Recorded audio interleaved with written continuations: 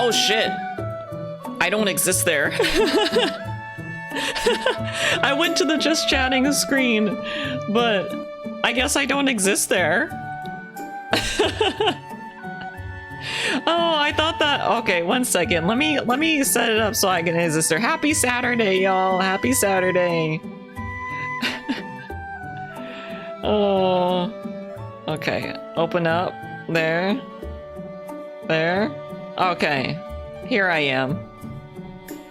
I guess there's a flaw in one of my Stream Deck setups.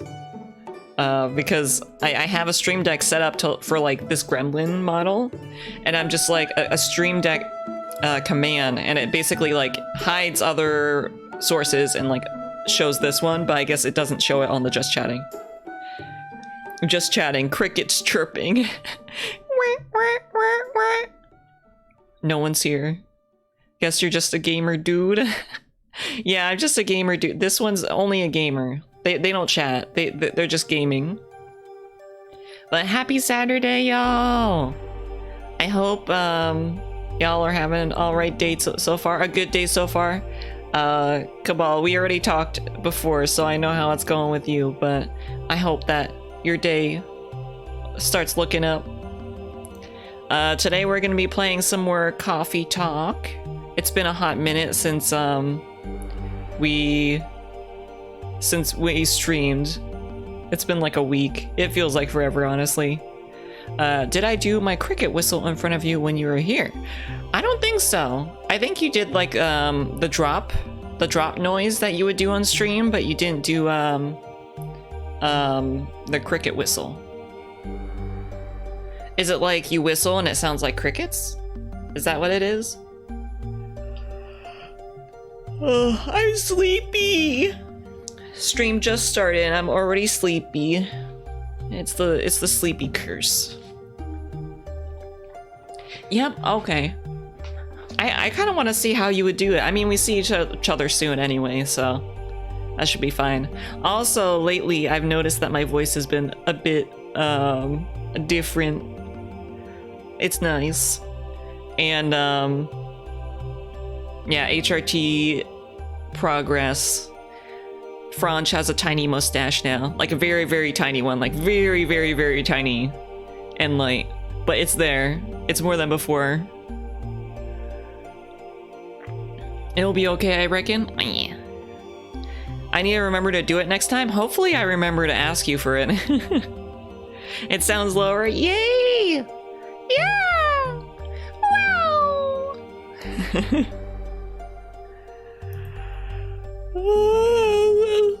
Well, today we are going to be playing some more Coffee Talk. It's gonna be chill. I've been looking forward to playing it, although I've been hyper fixated on other games, which kept me from wanting to play on my own.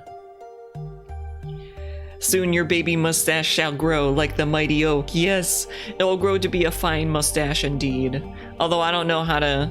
I guess like my family, I have to look and see what their facial hair is like. But my dad always had like a 5 o'clock shadow. But on my mom's side of the family, they always had good mustaches. They had the genes for like a goatee. And then beard. I don't know if I want a beard. I like the look of like prickliness, but I'm not for keeping up with a beard. It's not worth it for me. At least that's how I think at the moment. But okay, let me get Coffee Talk set up. Just play it a little bit.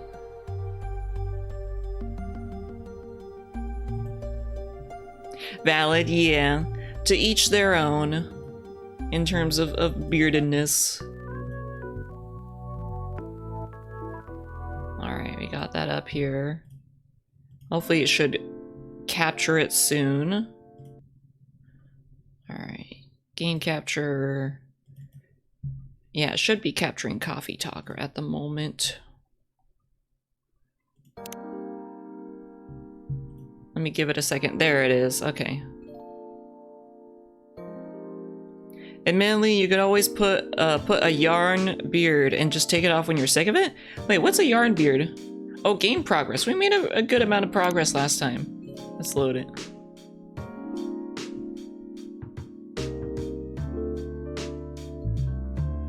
Hey Spirit, how's it going? Yes, I'm human now. Except I'm piloting this android Frobot. Fronge is still in here. Opa! Are your streams? Your progress notes. Oh, like, for like HRT and stuff? I mean, it's the easiest way to keep track of like how my voice changes, yeah. It's kind of like a progress note. Also, hey, Opa, I hope you're having a good day today. And if not, I wish you the best. A beard made of yarn. Wouldn't it be like, wouldn't it feel a bit different from a regular beard? I have a human version of my OC. She's a villain and eats people. Ooh, Vor. Your voice is deeper? Yeah! It's finally gotten, like, noticeably deeper now. Like, if I think I could... I don't know if I could pass as, like, a guy voice, but if I speak low enough, maybe.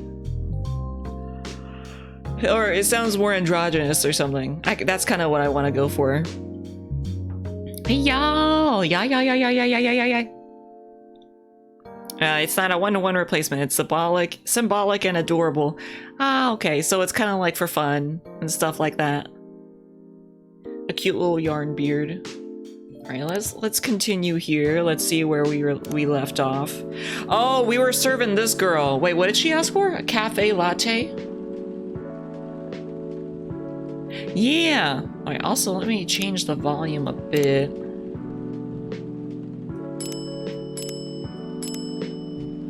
That should be good. Resume game. Androgynous king. Yes. He is androgynous king. Like, I bet that if I talked to like my family or my friends, they would notice that my voice is deeper, but they wouldn't be able to pinpoint it much. Thankfully, the voice isn't super what outs me. It's probably gonna be the facial hair, honestly. Once I see my family, I'll have to figure out how to maintain that. I've never shaved before. Well, except for like armpits and stuff, but I never had like hairy legs or anything, so I never had to shave. My sister resents me for that because she has to shave her legs a lot. Cafe latte. Coffee. Milk. Lucky? Yeah, I'm very lucky in that aspect. Now I'm actually asking for leg hair. I'm like, oh, I want leg hair. Let's take tea so I can have leg hair. I've noticed that it's been getting a bit thicker lately. Like before, I wouldn't normally notice it, but now I was like, huh, there's hair there now. None on my arms, though. Your order is ready, miss. Thank you. How is it? Good. Glad you like it. Are you here to read again, miss? Yeah, you know the drill. And please enjoy your time. God, you're cute. Oh yeah, last time we were talking with this alien guy. He came down to Earth so that he could fuck someone. Can I help you with something? He's like, female detected. Oh, nothing. Pardon us. Okay. My fucking god. I'm just in the corner, just chilling, just shitting. I guess that's alright. Oh, that was last year. Damn, it's really been a year since we played Trace Memory. Oh yeah, I got Panera bread today for like brunch, and I got one of their charged lemonades. You know, I think I remember us talking about it on stream before. We were talking about how their charged lemonades have a shit ton of caffeine in it. I don't know how the fuck they put that much caffeine in it. It's like two or three Red Bulls or something. But I got it. I've only drank like a fifth of it because I am testing the waters in terms of caffeine. But I also got a bread bowl, which is nice. I don't know if y'all have ever had a bread bowl from Panera before, but it's pretty nice because I like bread. It's been like a good few years since I've had one because it's just too many calories, and it's too many carbs and stuff, and it's not good for my blood sugar because it's so much bread.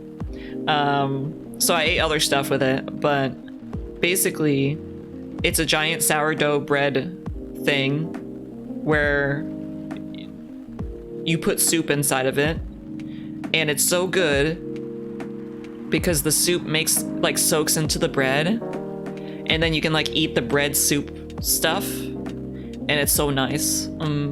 It's very tasty. Last one I had made me sick as a dog, put me off Panera ever since. Ooh, that sucks. I'm sorry that you got food poisoning. I haven't gotten food poisoning from Panera yet, but if I ever do, I'm not looking forward to it. Last time I had food poisoning, had to go to the emergency room. It was not fun. Well, food poisoning is never fun.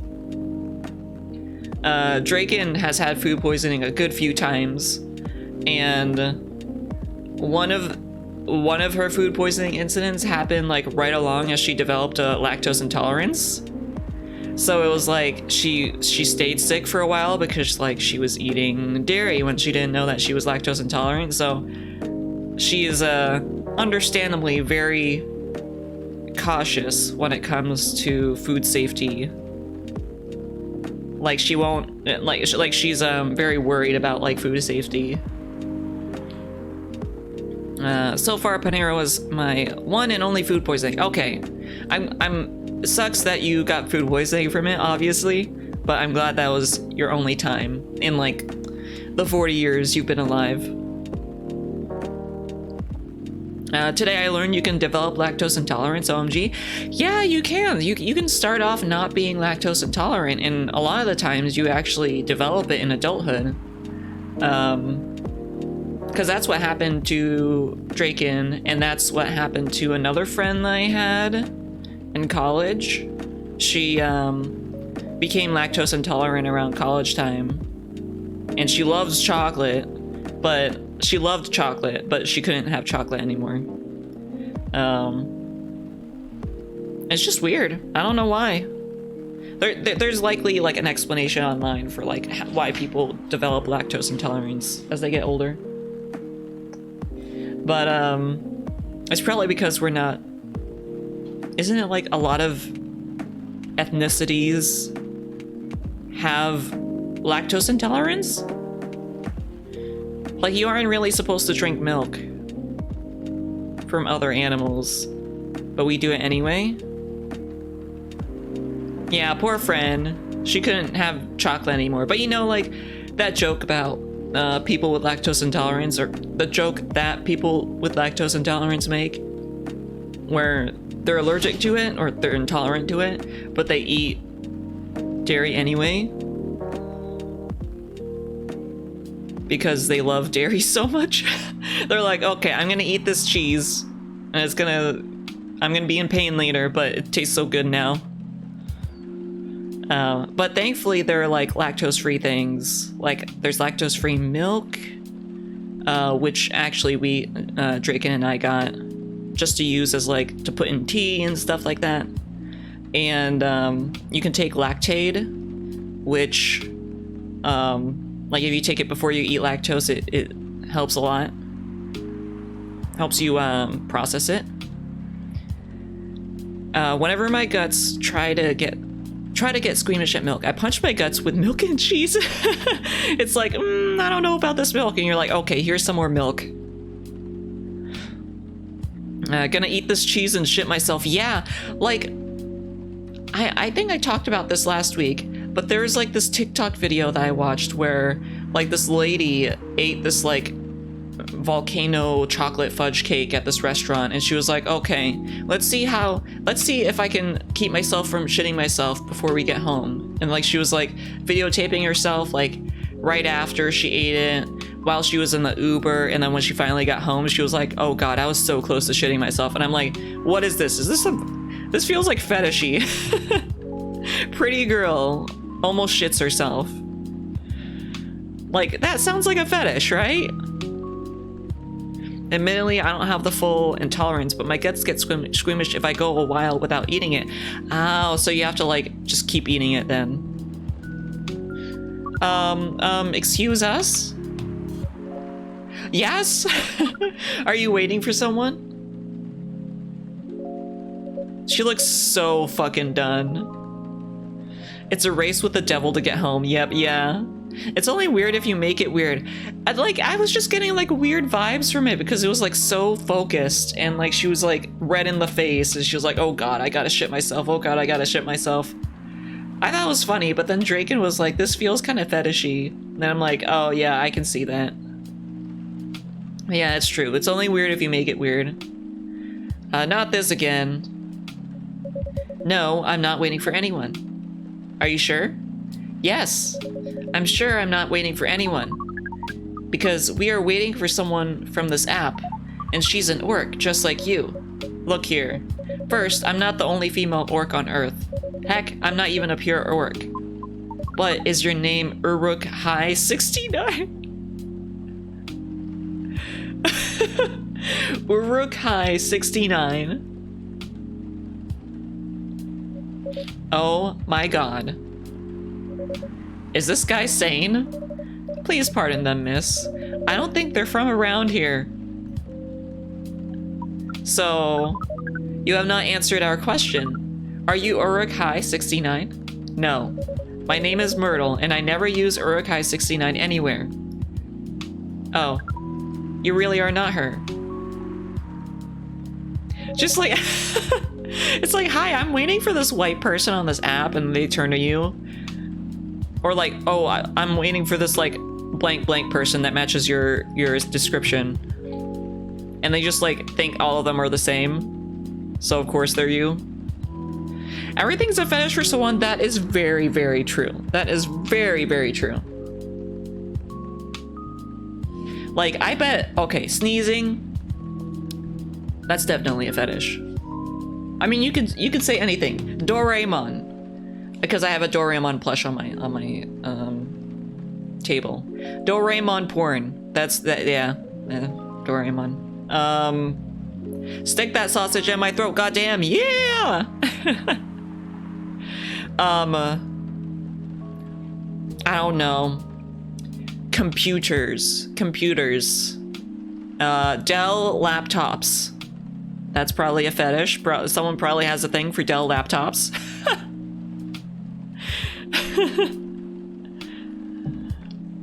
Of course I'm not. Seriously, men nowadays. If you're that desperate to find a date, why don't you ask your friends? Or go to a club or something? But we don't have any friends on Earth. Hey, when you said he's not from around here, are you saying he's not from Earth? Well, from what I've gathered up to now, they're not from this planet. Man. Yeah, people want to fuck machines, computers, robots. That is very true.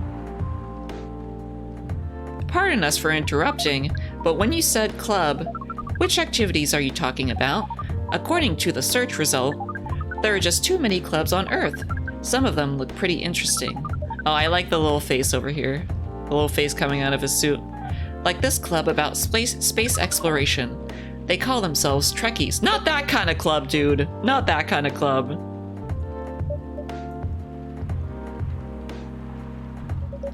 Forget everything I said. What time were you supposed to meet this female orc? About an hour ago, according to the local time. She's bailing on you, man. What does that mean? It means big chance she's not coming. Aw, sorry. Aw. How would he know? That is true. I mean, like, it's very accurate. I'm just reacting as like the straight man. Like, bro, not that kind of club. I'm sorry to be the one to break it to you.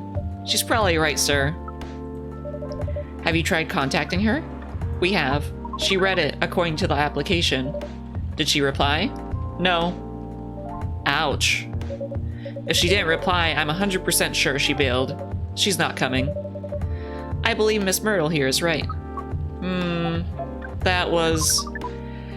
We are pretty objective people, but somehow Earth's vagueness has taught us a new kind of feeling.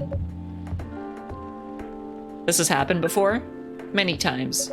Well, I'm sorry to hear that, but it might be a sign you need to change your strategy. Earthlings use strategies to breed? Yes? Yes? The most complicated strategies, in fact. Your kind never cease to amaze us. If that's the case, then we do not need to be here anymore. You can stay if you like.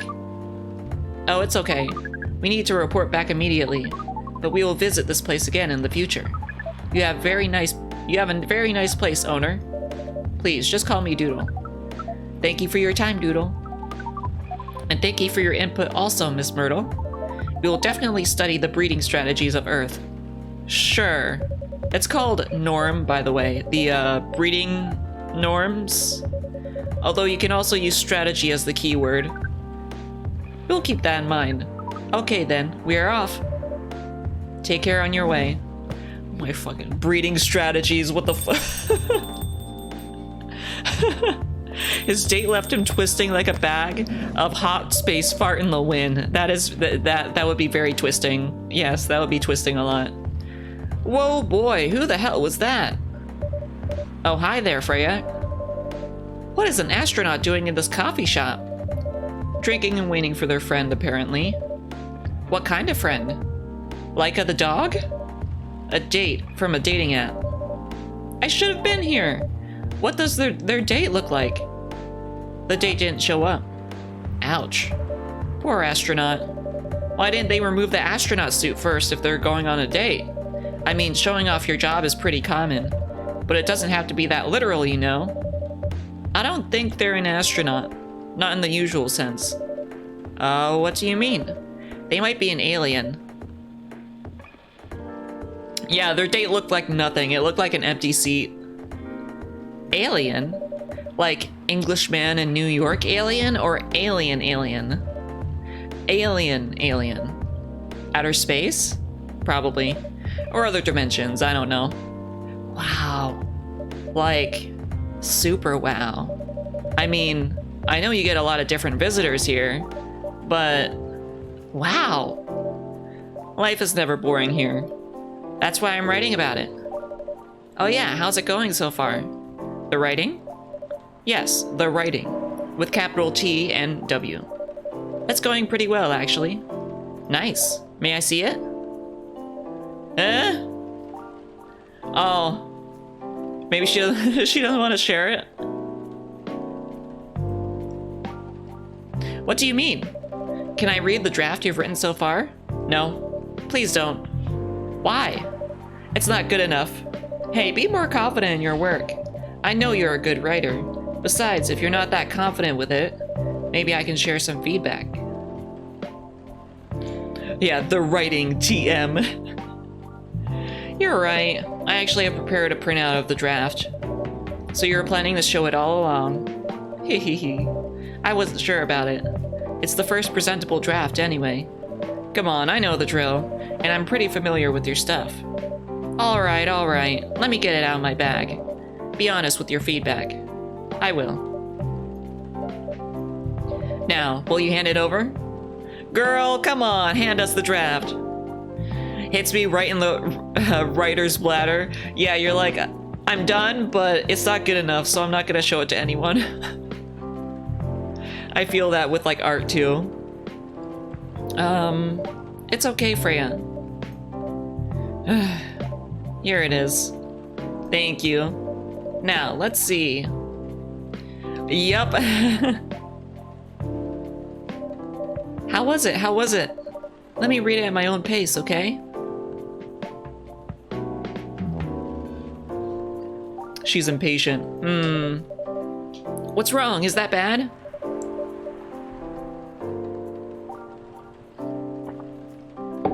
Just drinking some water. The main character. Oh my, is the character badly written? I don't think the character suits my personality. That's because you're not the inspiration. Too bad. You have a prime example standing in front of you every day. Prime example? You? You're like the most mysterious person I've ever met. Wait, I think someone's coming. Hey, the draft. I'm not done yet. This is too real. It's probably coming from experience. Oh my god, is she a mermaid? She made like squelching sounds as she came in. Welcome. Would you like to drink here or take away, miss? Here, please. What would you like? Or maybe you'd like to sit down first before deciding? I'll order right away. Oh, she's cute. No need to hurry. Take your time.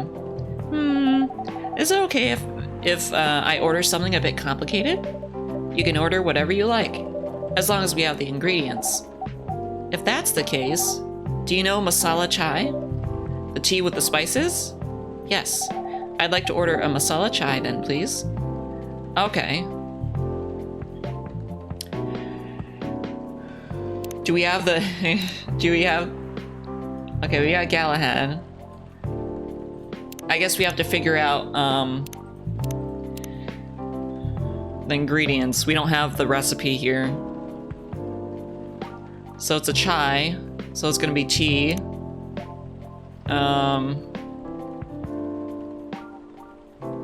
Cinnamon and milk? I know that chai has milk in it, right? Cinnamon milk tea.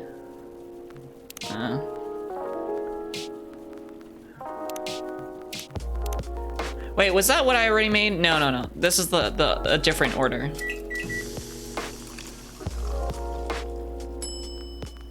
Chai Ardent.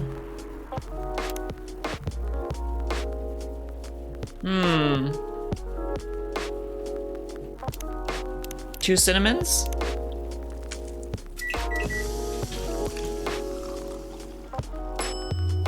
Cinnamon tea. Fuck. Tea, ginger, cinnamon?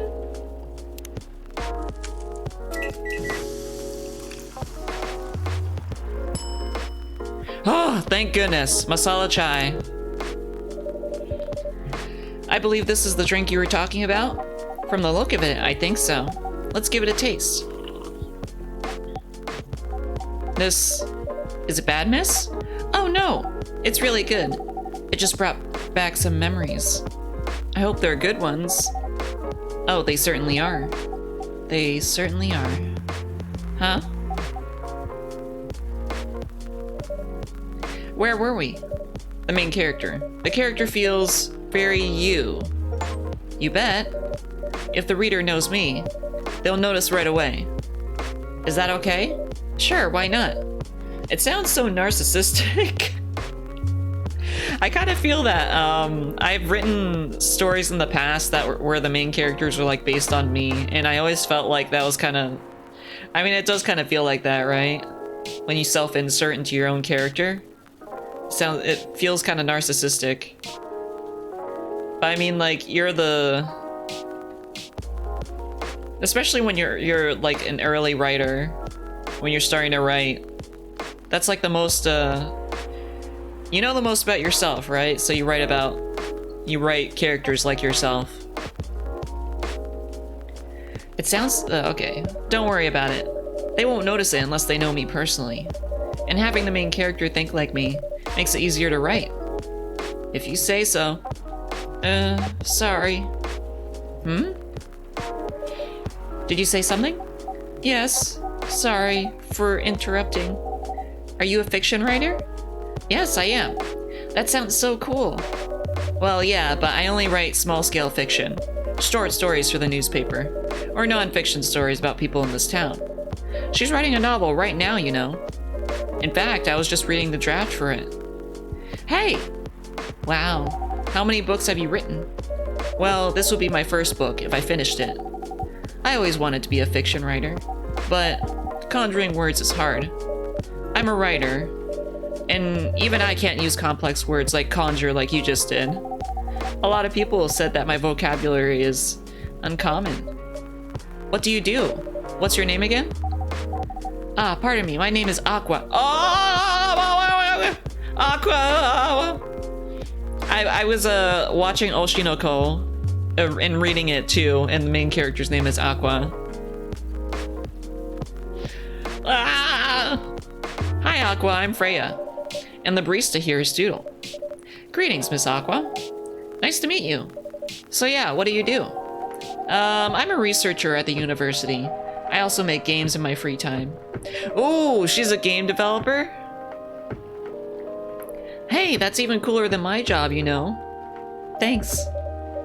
You said you can't write, but research papers need a lot of writing skills, right? Indeed. But it's descriptive writing, not narrative writing. What kind of fields are you researching, by the way? And the mermaid is named Aqua. Aquamarine. Well, also Aqua's name in Oshinoko, his full name is Aquamarine. What kind of fields are you researching, by the way? I focus on computer graphics. Wow. It involves a lot of calculations and boring stuff.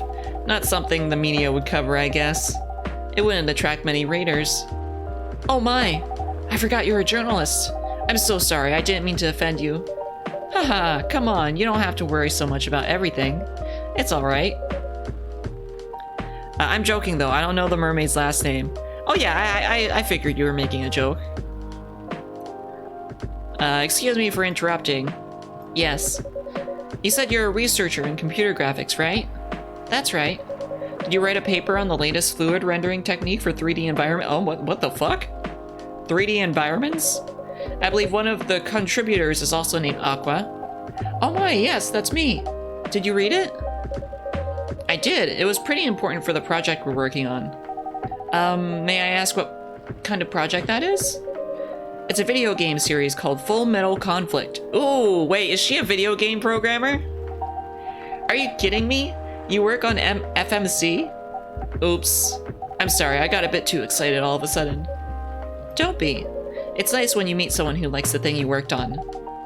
I love that series so much. My name's Aqua, by the way, but you already knew that. My name's Myrtle. What do you do in the project? I'm one of the technical artists.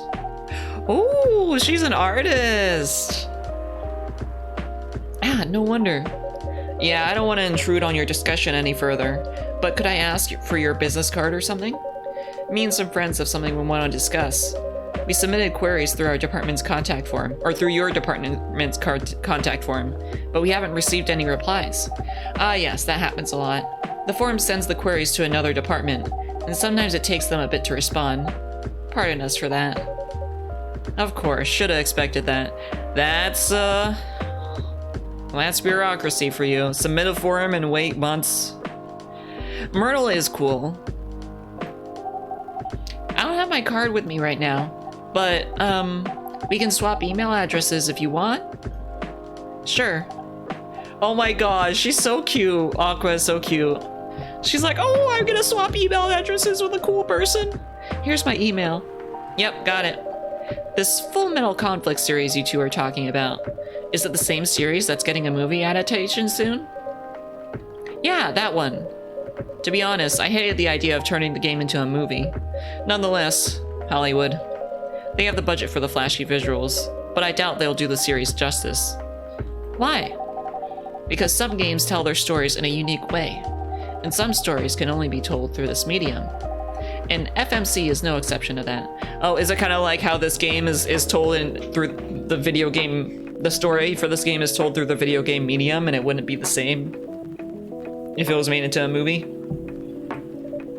Interesting. Do you play video games? Well, not much. I usually play weird, obscure art games. Same, Freya. Same.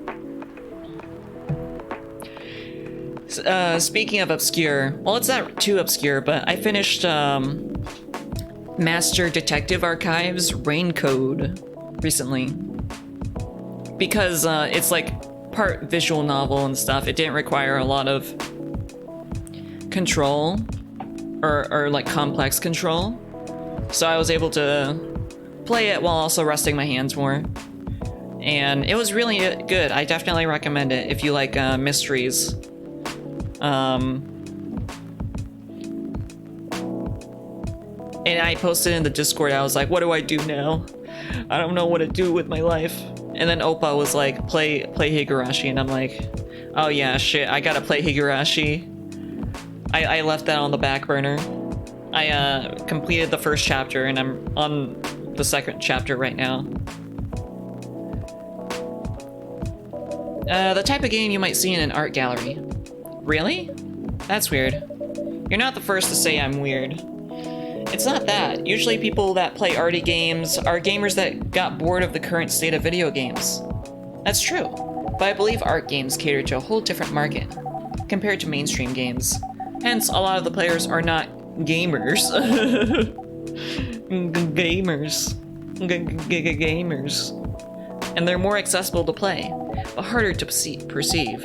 Understanding them requires a whole different level of many things. Sorry, I rambled on for too long. But at least that's what I think. Good point. Yeah, that was a really good perspective. I play those types of games thanks to people I hang out with. Yeah, you got that look of an artsy hipster, you know. I mean, she does look like an artsy hipster. Nailed it. So you understand my point about the adaptation, right? Kinda. Anyway, I need to go back. I'll email you first thing tomorrow about our question. Wait, what time is it? Oh my, I also need to go home. We can walk to the bus stop together if you want. I hope that doesn't bother you, Miss Myrtle. That's gay. Walking to the bus stop together? Gay. Just Myrtle is fine. And of course, it won't bother me at all. Shall we go now? Sure. Thank you so much, Doodle. And you too, Miss Freya. Good luck with the writing. You take care on your way, okay? Will do. See you around, folks. Please be careful on your way back. Oh god, those squelchy steps. So.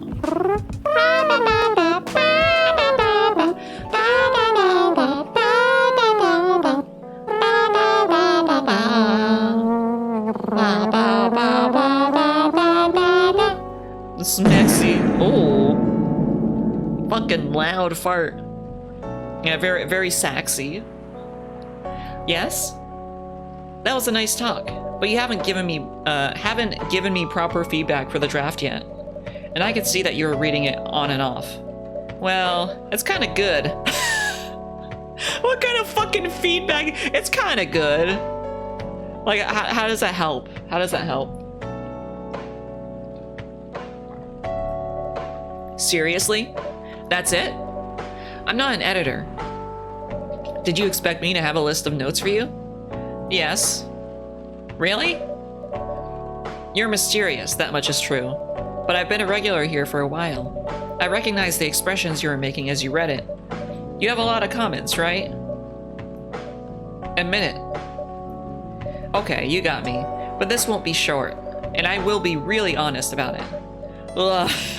when you ask for honest feedback, but then when you get it, you're scared. Yeah, Freya's a fucking mood.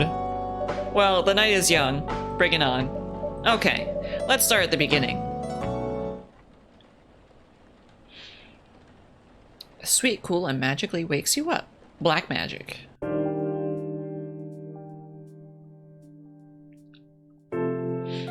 Time for our next day. Sunday, September 27th, 2020. Let's see, what's here today? Research found that most Fury sedatives on the market are not safe. Profile, Morris Lester, from slum to glam. Pajama-clad 27-year-old actuary found decapitated on his own bed? Huh. Yeah, 7 hours later. Okay, I'm done with all my feedback now. Do you want to order anything else? I'm good for now. I'll order again once I finish reading this. Okay then. I'll leave you with whatever that is. Oh man. Oh, it's the mermaid squelcher again. Oh, Aqua, fancy seeing you again so soon. Hi, Freya. Hi, Doodle. Good evening, Miss Aqua. How are you two doing? Same old. I'm good, how about you? I'm fine, thank you, and you? Oops! I asked that already.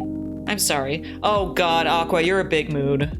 I go like, I'm good and you, even though I already asked them how they were doing. Don't worry about it. Is Myrtle here? So far, it's only me and Doodle. We have you with us now, of course. Are you meeting her here tonight? Oh, it's not that. I was just wondering whether she's coming here again tonight. You have her email, right? Yeah. Why don't you just tell her to come and meet you here now? That always works for me whenever I want to talk to someone. Her name is Aqua, but her friends call her Gushers. That wouldn't be nice. It's not that important anyway. I just wanted to follow up on the questions her team sent today. Follow up directly, I mean. Anyway, I should order something. Take your time, Miss Aqua. It's alright, I'll order now. I'll have a cup of tea with lemon and cinnamon, please. Okay, so tea, lemon. What is this? Mint.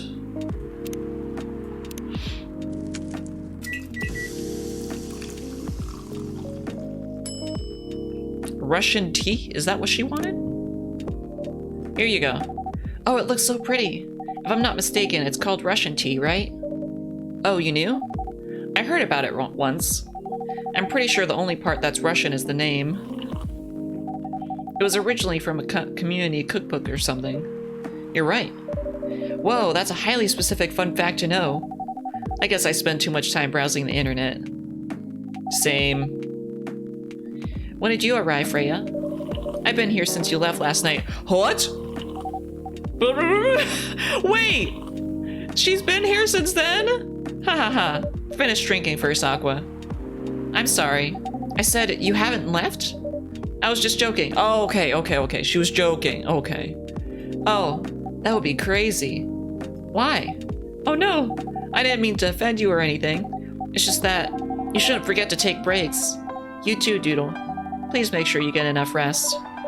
Of course I will, Miss Aqua. Aqua totally wants Myrtle to air fry her fillets. She totally does. Her fish fillets. Thank you for the reminder. By the way, Aqua. Yes? Where do you come from? Because, judging from your accent, you're not from the States, right? I'm not. I'm from the ocean. Whoa, so you're a full-fledged oceanic? Born and raised in the sea. Why did you move here? Chasing the American dream, I guess. You moved with your family? Oh, that's probably a sore topic. Wait, let's see. Tomodachil.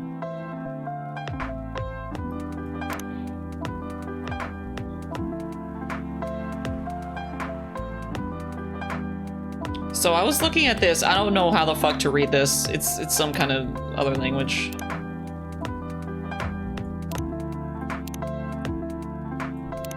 So there's a Myrtle.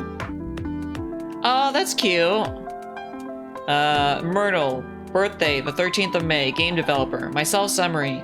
Game programmer working on Full Metal Conflict series. So there's, oh, she looks so professional. Aqua, 12th of January. Researcher by day, aspiring indie dev by night. Myself, summary, a mermaid from Atlantis, and a friendly introvert, tea lover. Favorite things, Full Metal Conflict, video games in general, grandma. What I'm doing with my life. Moved to Seattle to achieve my dream of advancing technology as far as we can. Trying to find the place and person where I belong while doing something I love. We got this. We got these two. And then let's read the short story for today. Oh, sorry, I accidentally hit the mic. Her father is the old sea captain on frozen fish foods. I don't think I recognize that. Or I don't think I'm familiar with that mascot. All right, Cyberpunk Love Hotel. Room service, get this order to room 512. The order came around 10:30 p.m. I was doing nothing, or in other words, I was waiting for an order to come. I was tasked to take a bottle of wine and a couple packs of condoms. Yes, sometimes guests really do ask for things like this. Talk about being unprepared. The person in charge that night gave me the requested items and let me out of the room to deliver them. From there, I went to the lobby and waited for the elevator to arrive.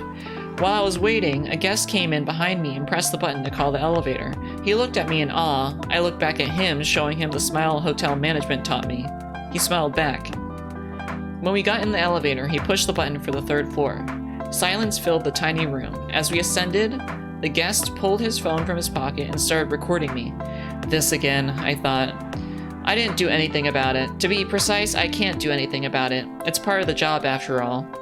Ding! We reached the third floor. The guest left while still pointing his camera at me. At me. I waited alone until the elevator reached the 5th floor for a few seconds later. I left the elevator and started moving towards room 512. When I was in front of the door, I rang the bell to let the occupants know I'd arrived. It's here! I can hear the muffled voice of a woman. The door opened. Look, hun, they really do use a robot to deliver room service. Huh? Wait, this is a robot? Yeah, the horrors of ending up in a TikTok video. The woman shouted back to her partner. Ha ha ha, that's so cool, the guy responded, trying to sound interested, though I'm sure he was staring at the woman's butt and couldn't wait to use the stuff they'd ordered. I want to take a picture with the robot, okay? The woman said in a saccharine, sweet, mildly nauseating tone. Sure, hun. Wait, are you sure it's okay to just hug the robot like that? Huh. Turned out the man could still think with his big brain after all. It's fine. I saw they even have a robot you can have sex with. I'm sure a simple hug won't matter, said the woman. That's a different model. What's next? You're going to hug a Terminator? I screamed internally. Say cheese, then. 1, 2, 3. Flash. It looks so cute. I was hoping it might look more human-like, though. Maybe they don't have the technology for that yet, said the adult woman, who still hadn't grasped the concept of look but don't touch. Okay, come on, darling. This robot has got other things to do. Let's just take our order and let it do its work. They took their order and closed the door. Oh, humans, how the hell did your people manage to survive for so long in this universe, I wondered, as I trundled back down to my room. Okay, so this is from the point of view of a delivery robot or something.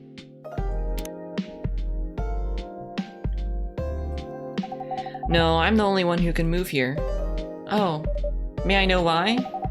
It's not easy for our people, especially the females, to get higher education. I got scholarships and the opportunity. I wasn't sure about moving, you know, but my parents pushed me to do it. How long have you been here? Almost 2 years now. Do your parents visit often? They can't. Do you know how hard it is for my people to get a US visa? I'm sorry to hear that. It's okay, we're still in contact. We do a video call at least once a week. Do you have siblings? Of course. We are sea people. My extended family is probably as big as Seattle's population. What the fuck? I mean, I know there's like, you know, there are people, including myself, that have like big extended families, but like, that's a lot of people. Wow, that's a lot. You really have that many relatives? Hehehe. Of course not. I was just exaggerating. Oh shit, okay. Me, I take things at face value. Like, I'm so gullible. I'll believe, if I trust someone, I'll believe like what they say. But if you count my grandpa's kids and grandkids, there are hundreds of us. Holy. What about you, Freya? Do you have any siblings? I have. Not as many as you, I assume. Hehehe. I have a little brother, 4 years younger. He also lives in Seattle? No, he's living in San Francisco, near our parents' house. He's the good kid and I'm the rebel. Working some high-end tech job, while taking care of my dad on the weekends. That's so nice of him. I know, right? That reminds me. I should visit my parents after finishing this draft. You should. Visit them while you can. I know. Anyway, I want to order something. Another espresso? You know, the usual. Espresso to go. I can be similar. Yeah, it's like you put your full faith in your friends. Your espresso's ready. Thanks. Bitter! Just the way I love it. Ah, shit. Whoa, what the fuck? Is that another cat guy? Oh, is that the girl's, that idol girl's father? Good evening, sir. Good evening. How can I help you, sir? Ah, yes. I don't know what to order. Something to raise your spirits, perhaps? That's Grandpappy. It is Grandpappy. He's got the big mustache. He's got the graying hair. All he needs is like the really thick eyebrows too. Nothing you like on the menu? I can make you a custom drink if you like. Actually, are you familiar with STMJ? I'm sorry, I've never heard of it. If you can tell me the ingredients, I'm sure I can recreate it. Ah, lucky me. STMJ stands for Susu Telur Madu Jahe. It's Indonesian. It means milk, egg, honey, and ginger. Understood. Wait, do you have the eggs? I certainly have. They're not on the shelf, but I'll add egg once I mix the rest of the ingredients. I'd love that. I forget what he said was in it. Yeah, and a bag of Werther's. Yeah, the Werther's is in his pocket. He's got it. So it's milk, honey, and ginger. So I guess the milk is the base.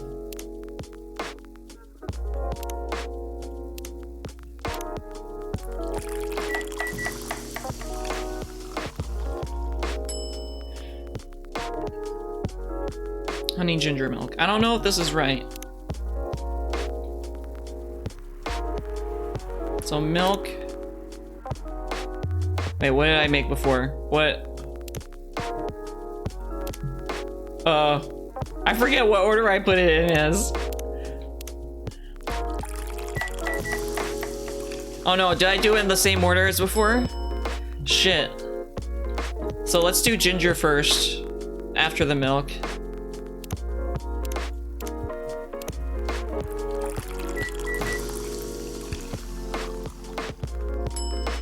STMJ, okay. Use your STMJ, sir. Ah, that smell. It brings back so many memories. It's quite difficult to find a place with a proper STMJ here in the States. I've traveled to so many places, and none of them got it right. You're the first one to manage it. Excuse me, may I ask you girls something? Sure, ask away. What kind of things do you kids like doing nowadays? Or you young'uns, what kind of things do you like doing? Also, one second, I'm gonna move my mic a little bit.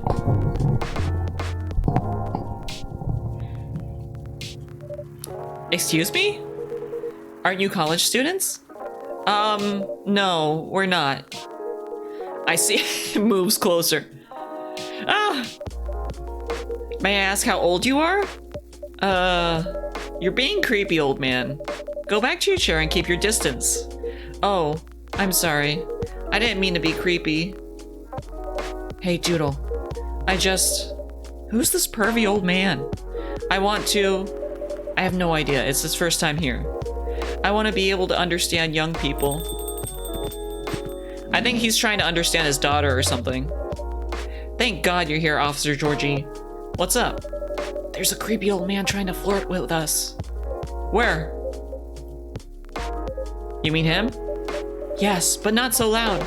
This man here is Rachel's dad, Freya. He asked to meet me, so I told him to come here. Oh.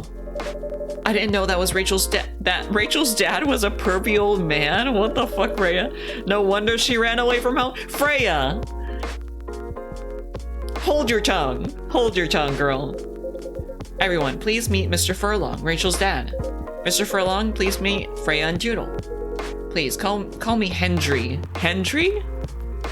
I apologize for earlier. I wasn't trying anything funny. I'm sorry about that. Wait a minute, your name's Hendry Furlong? Yes. And you're Rachel Florencia's father? Yes. Furlong? Florencia? Why do you have different last names? It's probably a stage name. It's probably a stage name. Furlong probably doesn't sound very good. What are you trying to pull? Florencia was my late wife's maiden name.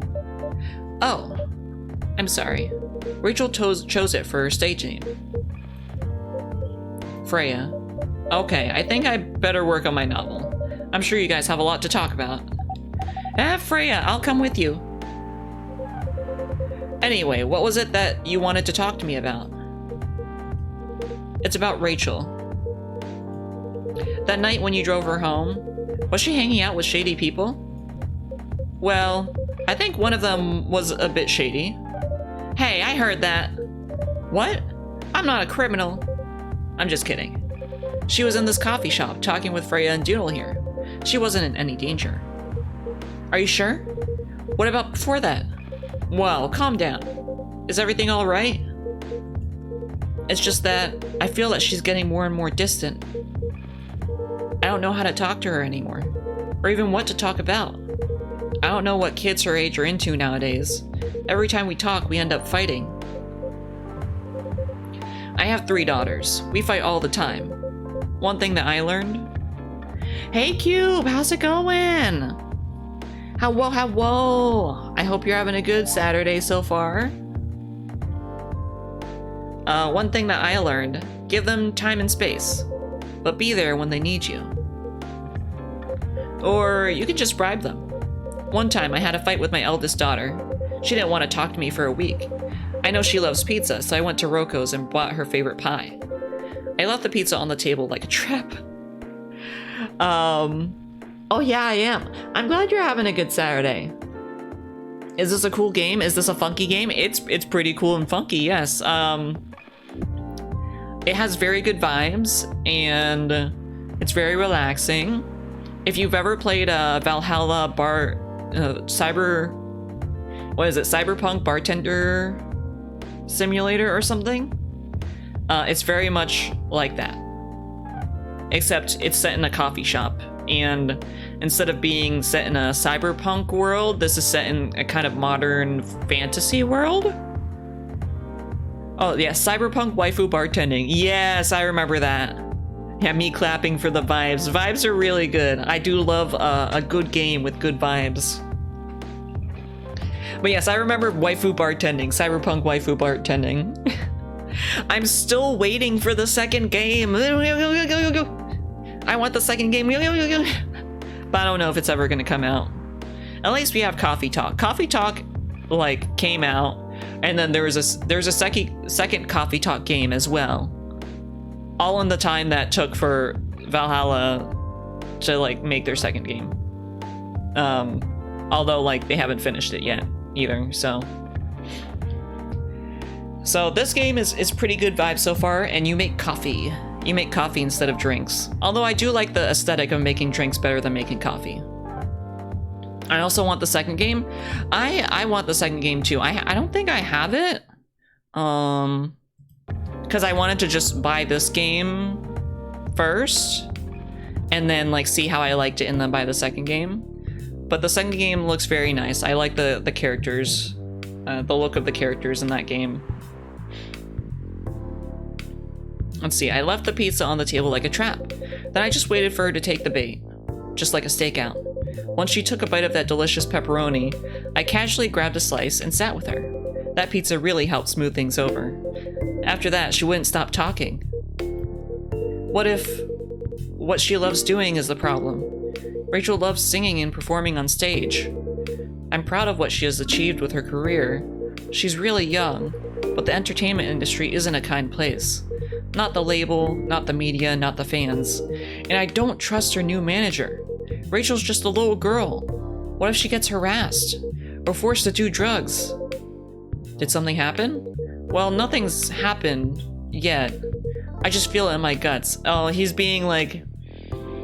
Yeah, I get that.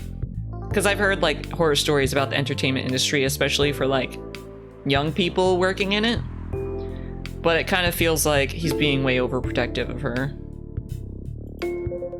Is it possible that you're just being paranoid? I don't know. Maybe? Psst, Doodle, I need to go now. Thanks for the drink. Take care on your way. Oh no, she's squelching again. She's squelching.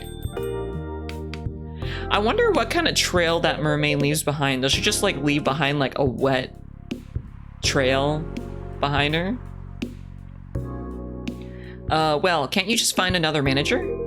Rachel's already 18, so legally she can sign contracts without parental approval. Oh, she's 18. I've been trying to tell her to quit, but every time I brought it up, we just ended up fighting. As a parent, there's really nothing much we can do. other than guiding them and being there when they need us. Sooner or later, we'll have to trust them to make their own decisions. And with everything we've taught them, hopefully they'll make the right choices. What if she made the wrong choices? I can do a background check on that manager. If that'll ease your mind. Please do. What kind of fucking phone is that? Why are you using a flip phone, man? Okay, give me a name. It's Morris. Last name, Lester. Whoa, that's a big one. Hey, Grush, how's it going? I hope you're having a good Saturday so far. Morris Lester, got it. Oh, isn't he the guy in today's paper? Anyway, I'll let you know if there's a hit. Wait, today's paper? Who's Morris Lester? Oh, look at him! Oh, he has a little picture of him and baby Rachel. Oh. Hey there, how's it going on? It's going pretty well. Thank you for asking. How are you doing, Graj? Finally, the weekend. I'm doing super great, thanks, right? I'm so happy it's the weekend as well. I can't wait to, like, just chill for the next 2 days. It's very nice. I've gotten some very good naps in the past few days as well. Cause yesterday, well, the past 3 days at work, we were doing like a hackathon and stuff. So that means that we were like, you know, trying to work our asses off for the past 3 days nonstop. But we finished our goals a little bit early, so I was able to get off work a few hours early yesterday, and then I just took a fat fucking nap. It was so good. Yeah! Imagine thinking you'll be able to chill this weekend. Hey, Draken, are you trying to make it so I can't chill this weekend? Is that what you're implying? Anyway, I'll let you know if there's a hit. We have Gundam to watch? We do have Gundam to watch. We also have, I think the new episode of Zom 100 is out as well. I checked it on Hulu last night, but I don't know if it's available in other places yet. I don't really have the time to nap, and my sleep ratio this week was not the best, not gonna lie. Oh, is it because of your part-time job? Or of your summer job? Or was it because of other stuff? What anime you watching this season? So, earlier this week, or what, it was last week, Draken and I watched a bunch of like episode 1s from this season, and honestly, there aren't a lot of good animes airing this season. At least the episodes that were out last week. But we found a few that we want to continue, and that is that one otome looking one that's like My Happy Marriage. There's also Undead Girl Murder Farce, which is actually, it's pretty interesting. I didn't expect it to be so interesting. And we're watching Zom 100, which is honestly, it's really hype. I would recommend that one as well. The animation's pretty good too. And I think Zom 100 is like available on Hulu. What anime are you watching, Oppa? If you're watching any. This, and because I don't have the self-control to stop messing around with my phone instead of sleeping. Oh, I feel that, Garage. Like when it's like 1 a.m. and you're like, okay, let me just do this one thing on my phone and then I'll go to sleep, and then you play on your phone until 3 a.m. and you're like, oh. Uh-oh. Streaming and Draken, stop. Streaming is totally a valid way to watch anime. I'm watching Happy Marriage too. I'm planning on watching the others you mentioned too. I'm watching Dekido Neko something. Oh yeah, me and Draken watched that, and so I like Happy Marriage so far. It definitely gives me Otome vibes, but like I like Otome stuff.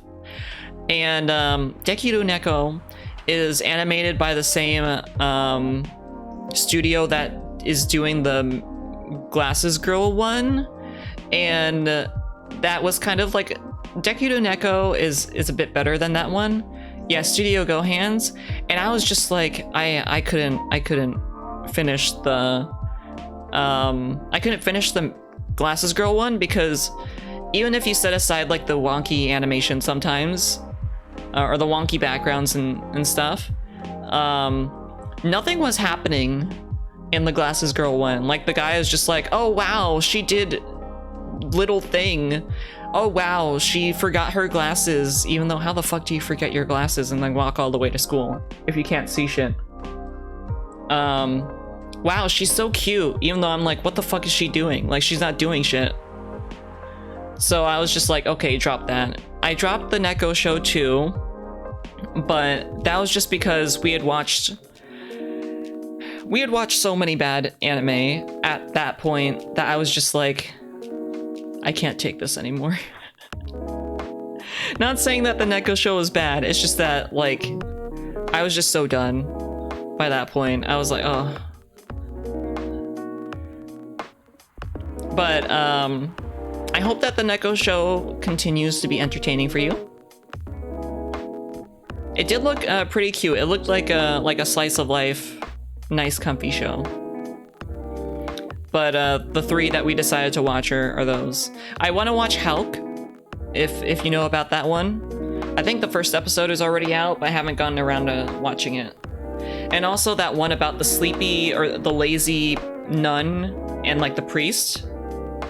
Dungeon Meshi, yeah, the one where they like make cool, like the one by Trigger where they make good looking food based on like ingredients in a dungeon. That one looks interesting too, but I haven't watched it yet. All right, hold on, I gotta take this. I just got a call, I gotta go. I'd love to talk more about this with you. Let's meet again soon. Wait, you have my contact details. Call me if you ever need my help. Wait. Aww. Poor Fronge. Well, I just choose shows that interest me. I don't bother with the others. Y'all go hard. Yeah, cause, well, I chose the ones that interest me, but then I also had to watch the ones that piqued Draken's interest as well, which a lot of them were not stuff that I would normally try out. Like, there's a Liar Liar, that one. It started off kind of like cool because the main character was like being really edgy and like confident and stuff, but then he just ended up being another like self-insert shonen protagonist character that doesn't know how to do shit and just lucks his way into like winning battles. And then there was other stuff. Oh yeah, we watched Ai no Idenshi. Yeah, that one. The only thing that like put me off about that show is the goat eyes. Because you know how like the augmented humans have different pupils than like regular humans? They have like the wide pupils. And I looked at how they did it in the manga, and I liked how they drew their eyes in the manga, but then the way that they do it in the anime just looks kind of like off. It's like Uncanny Valley type stuff. I enjoyed the content, but just the eyes are like so distracting. I'll probably keep watching it, but it was funny. Yeah. But it is an interesting concept, and I do like short story stuff. I don't really grab what interests me. It's more like a wide net to try to find diamonds in the rough. It's too hard to rely on online opinions to find the good stuff. That is true. Like you watch something and just hope that it ends up being good. Don't worry, I'm sure everything will be alright. I used to manage a girl band. I've seen bad things happen. That bad? Yeah, I was against her joining that pop group at first. But my wife, Rachel's mom, she convinced me to give it a chance. Ever since she's been gone, I don't know how to talk to Rachel. With her wanting to do more of her own stuff, I don't know what to do. What do you mean by her own stuff? Modeling and a solo singing career. It's a whole different world than the band. I'm familiar with that side of the biz. But things have changed, right? Even if it has, I don't think it's for the better. Ooh, Freya's over here. Oh, time for some water.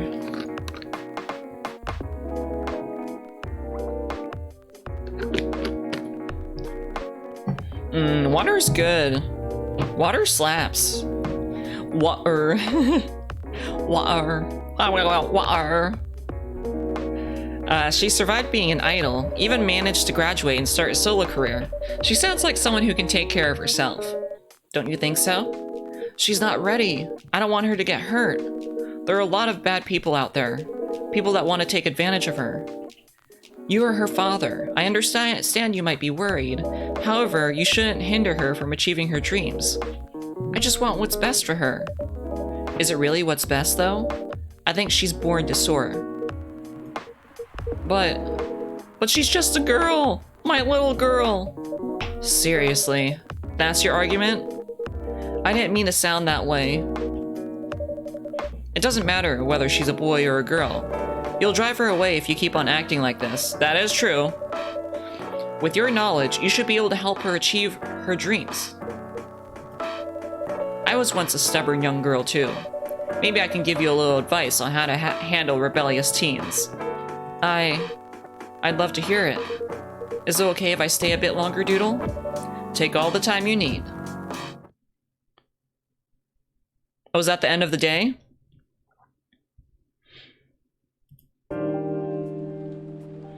Time for the next day, Monday. The best day of the week. /S. Adding on to what Draken said, there are times where good stuff, in my opinion, goes unnoticed.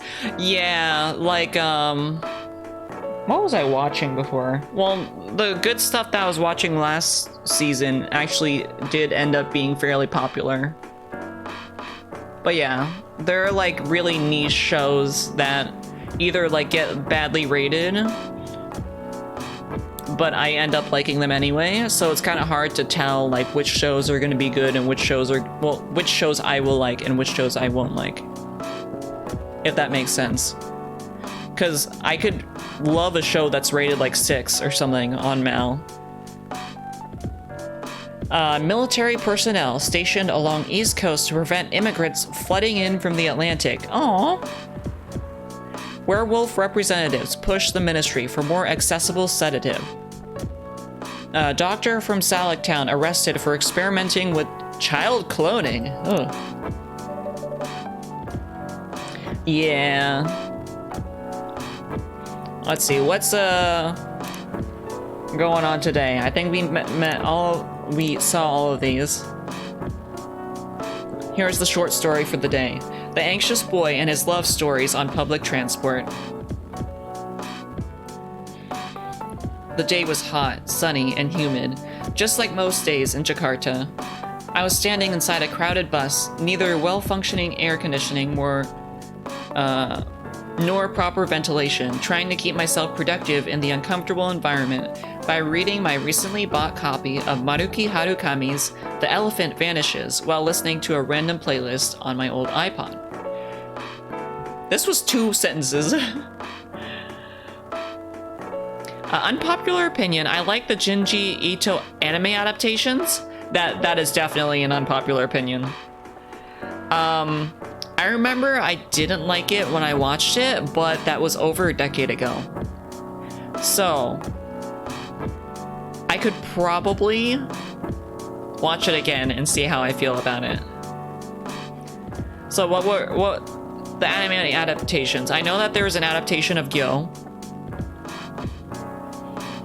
No, the anime adaptation of Gyo was over a decade ago. Not the short story adaptation. The adaptation with all his short stories. The adaptation with all his short stories was like a few years ago. I did not like that because it was just... It was like... It didn't do anything with the anime medium. They just traced over like manga panels. And made that, and slapped that together and called it an anime. But the Gyo adaptation, they actually made it different because instead of the guy being the main character, it was the girl, and it was like slightly different in that aspect. So I could see myself enjoying that as like an alternate telling of the story. There was a newer one released. on Netflix last year. I have not seen that one. I should probably do that. Wait, what is it called? I think I remember hearing about that, but I never got around to watching the newer short story adaptation because I watched the original one and I really didn't like it. Junji Ito.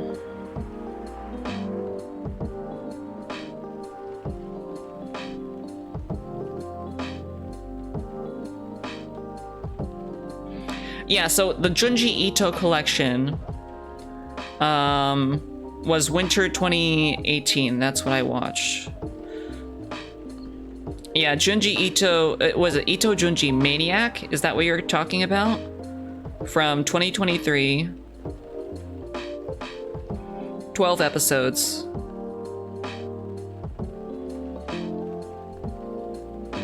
It's by the same studio and same director, so maybe you won't like it. Well, I'll put it on my plan to watch anyway, because I haven't watched it. Yeah, so here, I think I put it... Did I drop it? Oh, I put it on hold. I watched 4 episodes of the original Junji Ito collection. Back when it first came out. But thanks for the heads up about that. That wasn't even in my plan to watch list. So that I probably would have gone a while without watching it. Despite the hellish conditions, you could say I was luckier than most because I was standing near the rear door of the bus, leaning my back on the side of a seat, safe enough not to fall out of the bus, breezy enough to breathe freely. As mentioned, I was on a public bus in Jakarta, so naturally I needed to be wary with my surroundings, mostly keeping my belongings secure from pickpockets and other human pests. I glanced around the bus several times in between pages, and that's when I saw her. It's hard to describe her. She has no specific characteristic to differentiate her from other women. She was like the perfect example of the girl you walk past unseeing on the sidewalk every day. A girl you might glance at for a second, then a few steps later it would be hard to even remember her hair color, never mind what her eyes, her nose, her mouth looked like.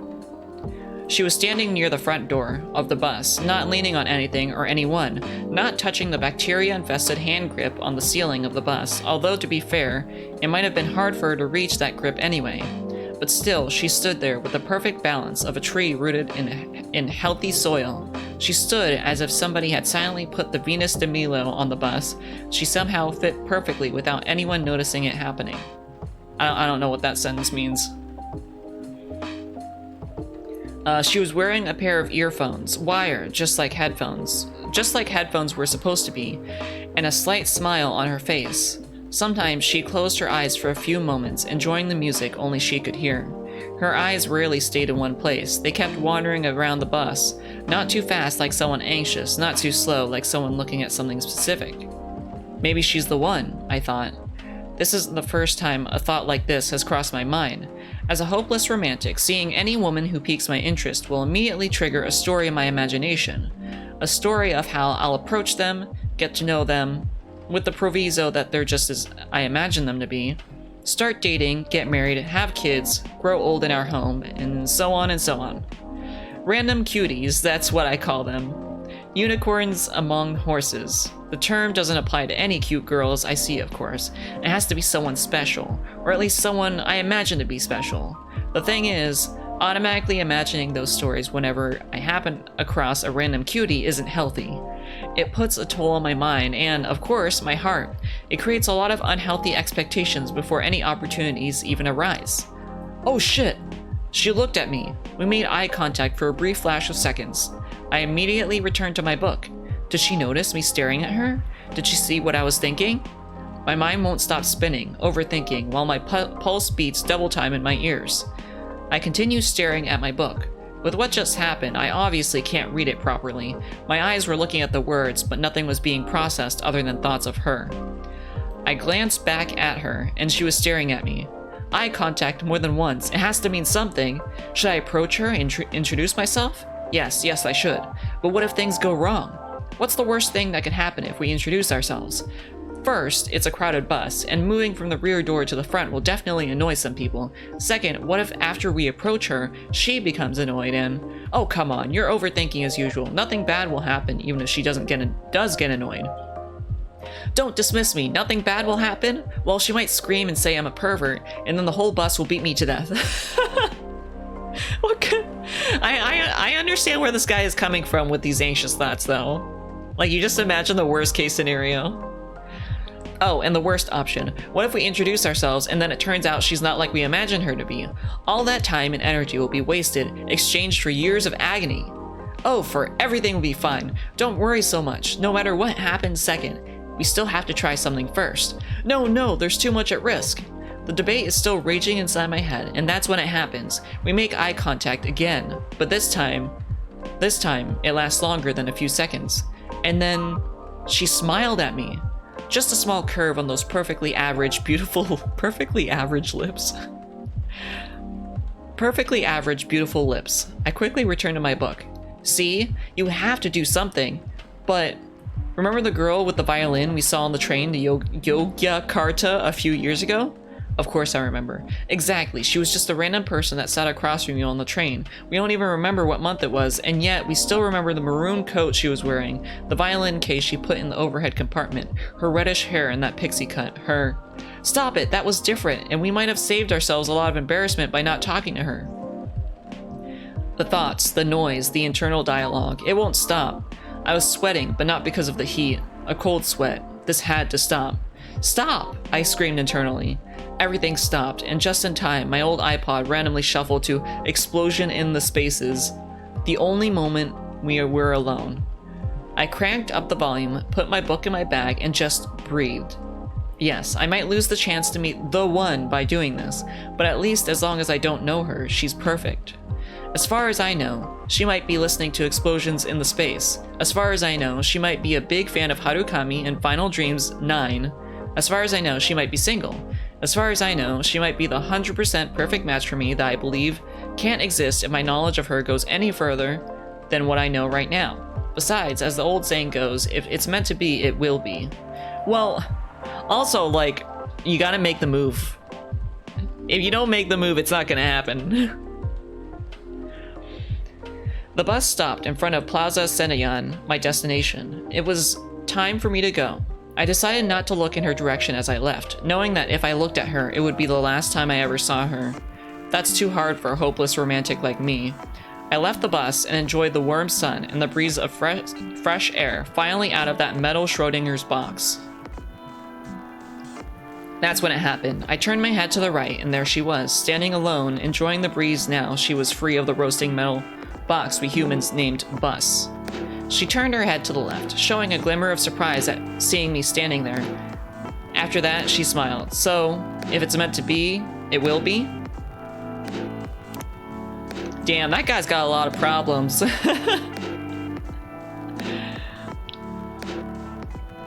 Are you sure that would be okay?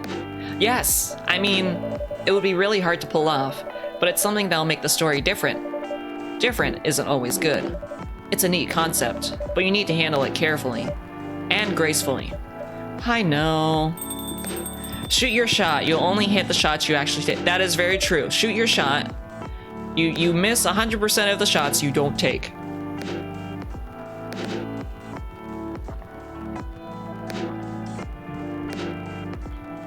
Hey, Gala. Good evening, everyone. Welcome, Mr. Gala. Am I interrupting? It looked like you were having an intense discussion. It's nothing. Jewel was just giving me feedback. It's for the book I'm writing.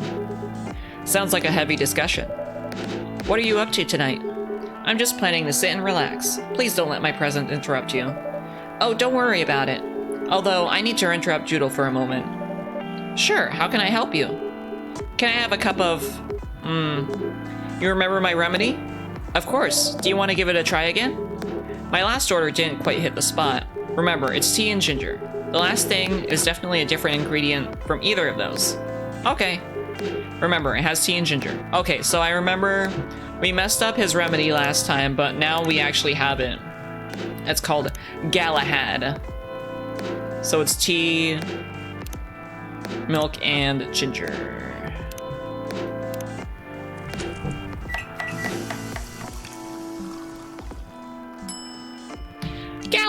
on, let's go! Judging from the smell, this looks like it. Indeed, I have the same feeling. I made a note of that mixture. Perfect. Anyway, please don't mind me and continue with your discussion. Don't worry, Mr. Gala, we're done for the night. You're done. I have a lot of new homework thanks to you. You're welcome. Is Hyde coming? No, I'm by myself tonight. It's gonna be a peaceful night then. That's mean, Freya. Oh, come on, I was just joking. He needs to learn how to communicate his thoughts nicely, though. He might not look like it, but he's a very kind person, you know. He doesn't show it, that's for sure. That applies to you as well. Aw, come on. Oh, it's this guy, Bailey's, like the drink. Good evening, everyone. Welcome, Mr. Bailey's. Hey, how are you doing, Freya? Not good. What's going on? Judo was just criticizing my story. It's called feedback. That's cruel. It's necessary. Sounds interesting. What's the problem with the story? The story is non-linear and quite complicated. Imagine a choose-your-own-adventure storybook, but for adults. Sounds pretty common, so far. But instead of telling you which page to turn to, each decision you make will give you a score. What? That score will determine which page you should go to. What? That's a very interesting idea for a book. Okay, so it's like a choose your own storybook, and then you skip around the pages. That reminds me of, if y'all remember like choose your own story videos on YouTube, I think Markiplier did something like this, where like you choose a story and it takes you to a different video and everything. It doesn't have like a point system, but it's kind of like that. I remember I did that like a long time ago, or watched his choose your own story videos. That sounds more like a video game than a book. I know, it's not that original, but my target here is the mainstream audience. Huh? With the help of my publisher, this kind of book may go mainstream, just like that choose your own adventure show on Netstream. It was nothing new, but because of the marketing and the names involved. Oh, is this the Black Mirror thing? If y'all remember, like a while ago, there's like a Black Mirror show that was like a choose your own adventure thing on Netflix. It reached the mainstream market. That sounds interesting and highly ambitious, Freya. At least it's simpler than my other idea, which is making the novel not in the form of a book, but in the form of story cards. What? Yeah, Bandersnatch. Yeah, it was super cool. Yeah, it was a really cool idea that like made it big. I know, right? As if she has all the time in the world. And that's even before even considering the sensitive issue of setting the story in a world where only humans exist. What did you say? No, there's a reason why it has to be that way. Just wait until I finished it, okay? Alright. As Doodle said though, I won't have the time. Getting a normal pitch approved is already a steep climb. Let's not make the mountain even higher. Fair enough. What's the story all about, by the way? You'll have to wait for it. Don't want to spoil the fun. If you say so. Anyway, I haven't ordered anything. What do you want to drink tonight? Ginger latte, if you know how to make it. Hopefully we know how to make a ginger latte. That was STMJ.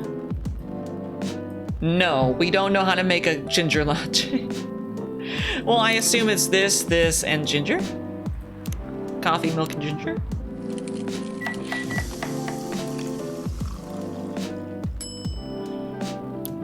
Milk, ginger, coffee.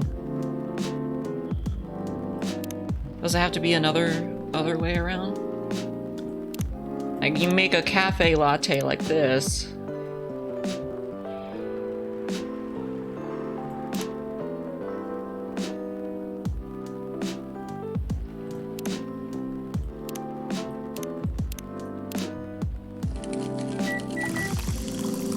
Let's see if this does it. Ginger latte, hell yeah. Hell yeah. Here you go. Thanks. Damn, this is good. With this kind of drink-making skill, I wonder why your place isn't any bigger? What we have here now is more than enough for me. Heh, whatever floats your boat, I guess. By the way, how are you doing, Bailey's? Still busy with your last client? Oh, I'm done with her. Done? As in, you're dropping the project? Hey, I'm not crazy. I still need the money. Done, as in, I finished the job. I spent the last few days making sure. It's even done before the deadline. Did she like it? Oh, she loved it. She had some complaints, of course, but I convinced her by using some design terms she doesn't understand. When you get your client to shut up by like saying things that go over their head, and they're too embarrassed to admit that they don't know what you're talking about, so they just go along with you anyway. So, you finished your job by bullshitting her? Huh. The finest bullshit, my lady. I feel that. I love bullshit. That's one survival skill every freelancer must have. Are you working on anything right now? No. I'm taking a break from work. I need to work on a few personal matters. Oh. Like you and Lua? Something like that. By the way, I'm curious. How did you guys meet? If you don't mind me asking. I don't mind. It's just that I was young and stupid, you know. Oh, come on. Who hasn't been there? You're right. So, I was a bit of a player back in college. Ooh, spicy. And I was going after my then best friend's girlfriend's friend. What the? Wait, what? Okay, I'll say it slowly. I used to have a best friend. He was an incubus. Okay. Let's call him Cognac. Cognac has a girlfriend. Still following? And that girl has a friend. The friend is the one I'm after. Oh, okay. Got it.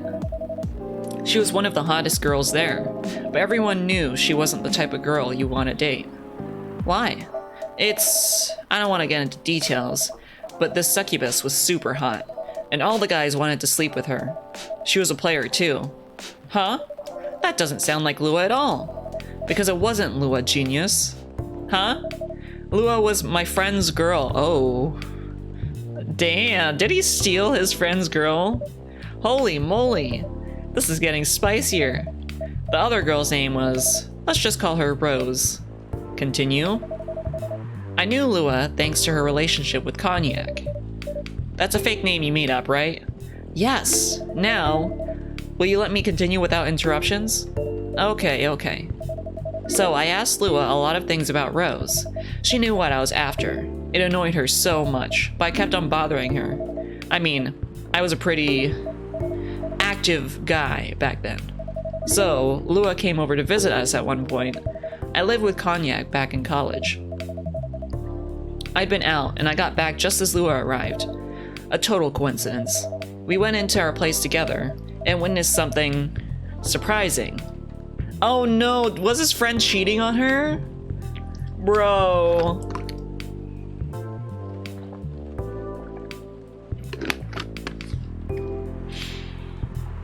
This is a spicy story. What?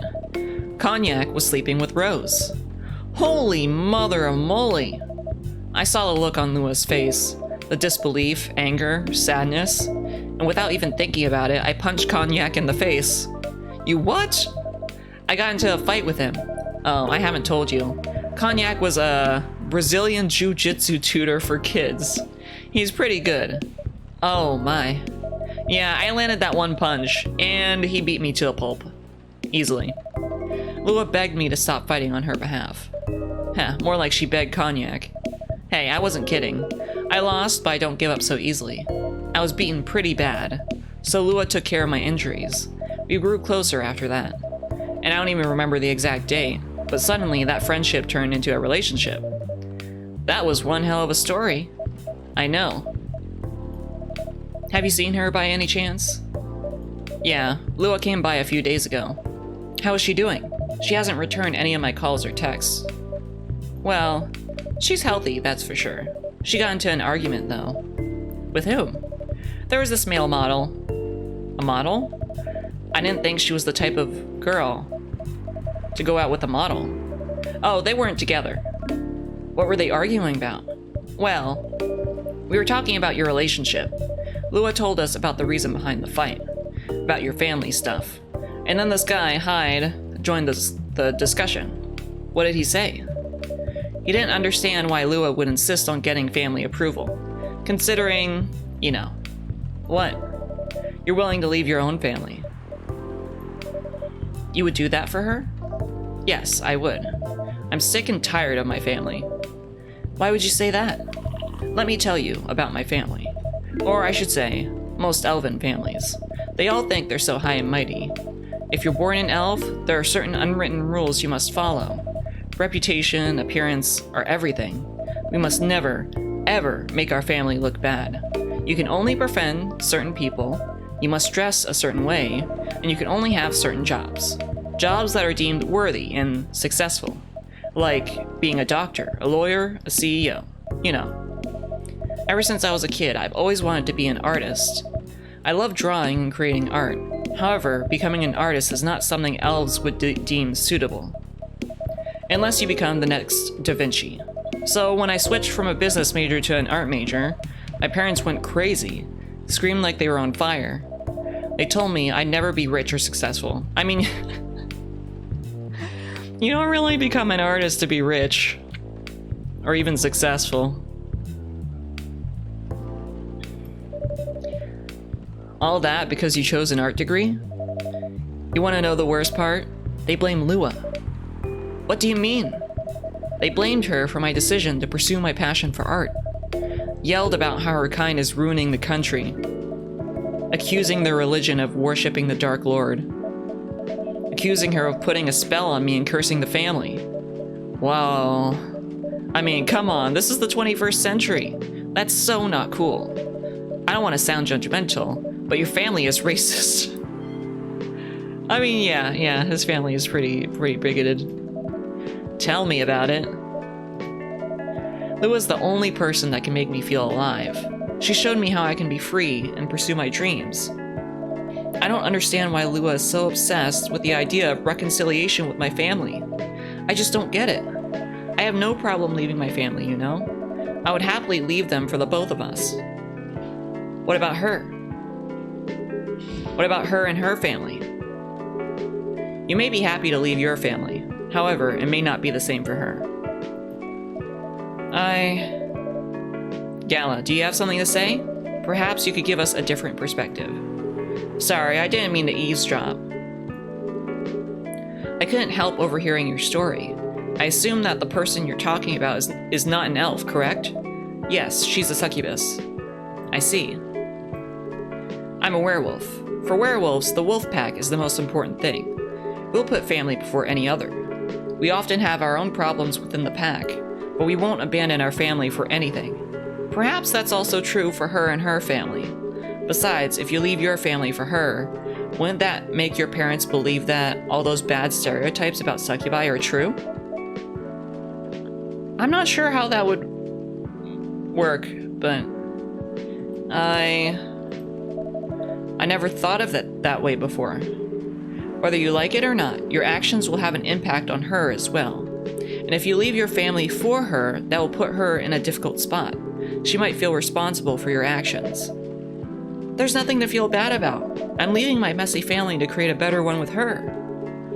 It's easy for you to say that now, but you don't know what the future holds. One day, circumstances might change. One day, one of you might regret your decisions. One day, you might use the "I left my family for you" card. We love each other. I'll be with her whatever the circumstances may be.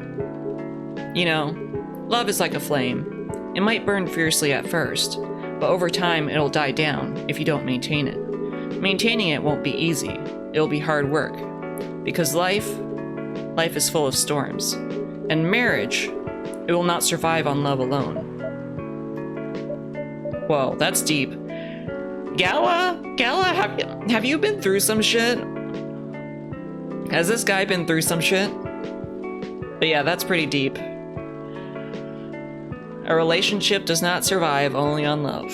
You need to put in hard work and make sacrifices. Or make compromises.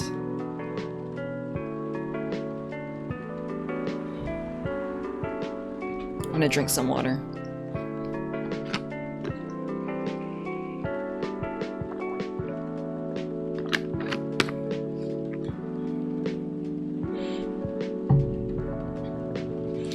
kind of feel that though. I haven't been put in a spot where I needed to, where my family wasn't, or at least my immediate family wasn't accepting of someone I was with.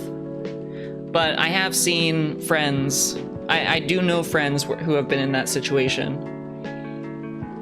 And it's definitely hard, especially if your family culture is kind of like put family first, right? And that's kind of been hammered into you ever since you're a little kid. Whether it be because of religion or your ethnicity or something like that. I know that for like Asian families, it's like very traditional Asian values is you live with your family for your whole life and you take care of your parents and your spouse moves in with you unless you're the woman and then you move in with your husband's family. And it's like extended family living situations. You gotta take care of your parents. Have a reserved room for your mom or dad to come over and visit.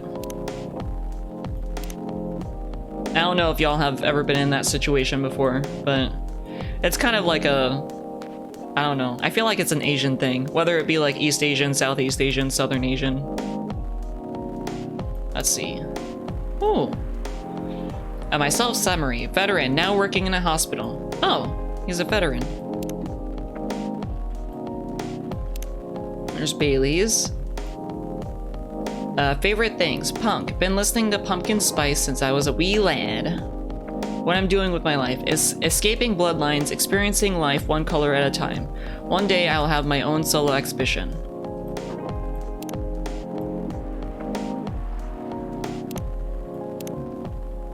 Have all this stuff here. Ginger latte. Okay, I need to go to the bathroom real quick, so I'll be right back. Feel free to take your own break, y'all. Get a snack, stand up, stretch, walk around, go to the bathroom. I'll BRB, and I'll be back in a bit.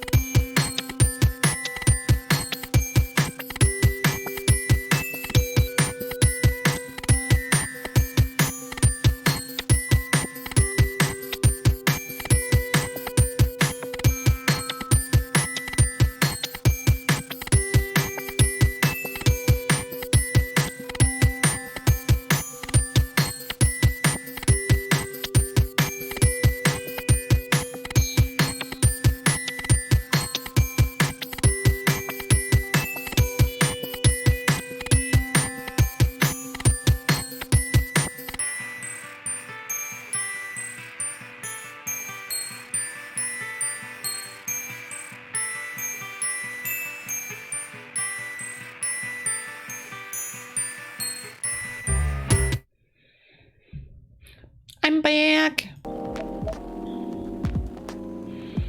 Oh, you got made a sandwich and got something to drink? Welcome back, Cabal. What kind of sandwich did you make?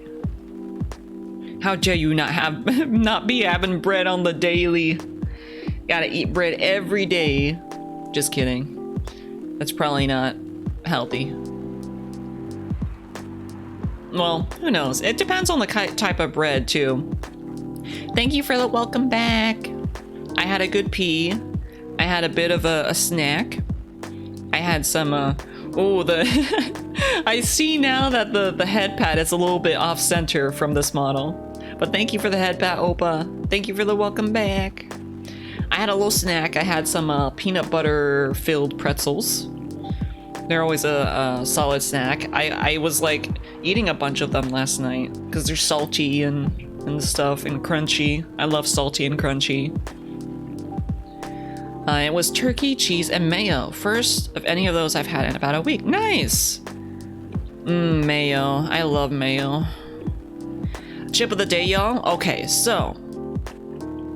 I would say shrimp chips. Like the ones by Calbee. Like the thin ones. Oh, those are the chip of the day because they're very good. I love shrimp chips. Draken had shrimp chips for the first time, and she didn't like it, so she gave me the bag.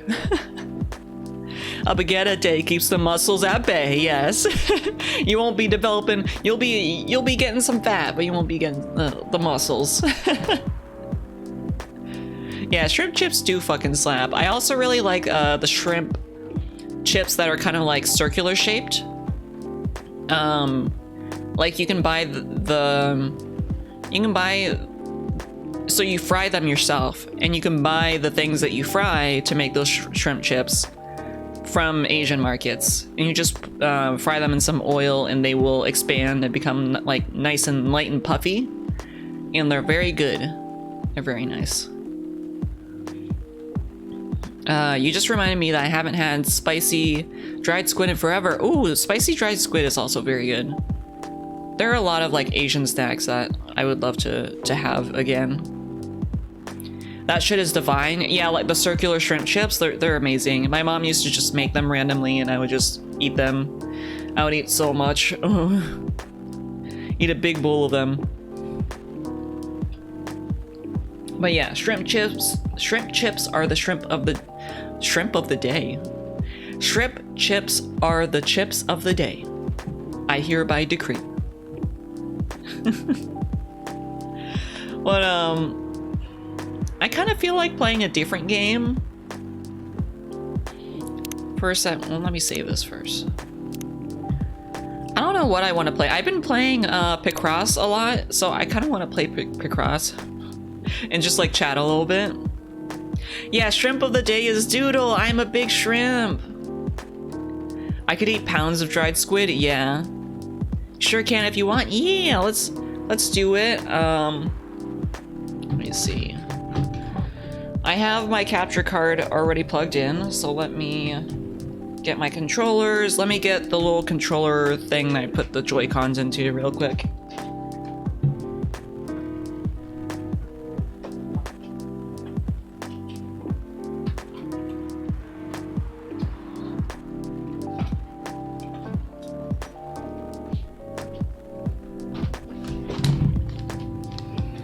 Goodbye, Zaddy Gala. We'll be back. I'm planning on finishing this on stream at the very least, because this is a good game that doesn't require like complex controls and stuff. Let's see. So let me get the capture card up.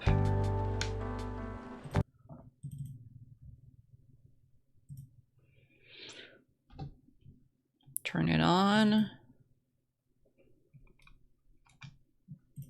Okay. Here it be.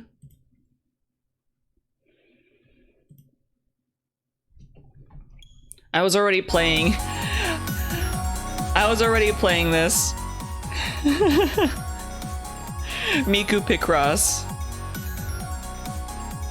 Okay, let me put this up on another screen. Let me exit out of this game. You're wondering if it was the Vocaloid one? Yeah, I've been playing the Vocaloid one for a while. I also love Picross. Let me change it. Change the category.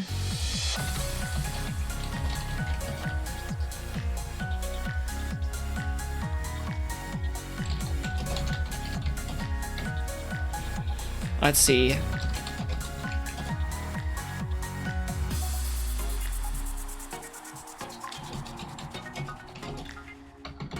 Head is full only of Miku Picross. Why did I say Miku? 3D Picross on 3DS was amazing. Wait, there's 3D Picross? Miku. Miku Picross. But yeah, I have I've gone through quite a few of the puzzles. I'm on 15 by 15s right now, and there's a lot of them. And then there's also 20 by 20s here at level 3. I have Luca as my person here because I like Luca. I also like Miku, but I also like Luca, and I want to give Luca some love.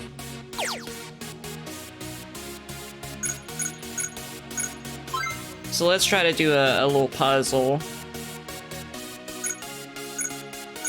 And I can also show y'all a bunch of the illustrations that I've unlocked, because like this game is like, if you finish a puzzle, you unlock an illustration, and the illustrations are cute. 3D Picross 1 was on the DS, 3D Picross 2 was on 3DS. Wait, what is 3D Picross? Is it like, instead of just an X and Y axis, there's also like a Z axis? So there's like multiple dimensions to it? Oh yeah, I was working on this one. 1, 2, 3, 4, 5.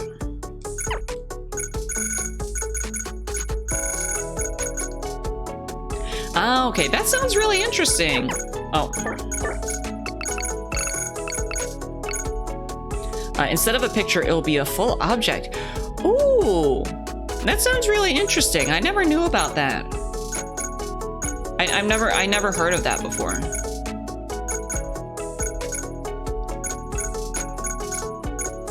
Let's see, 1, 2, 3, 4,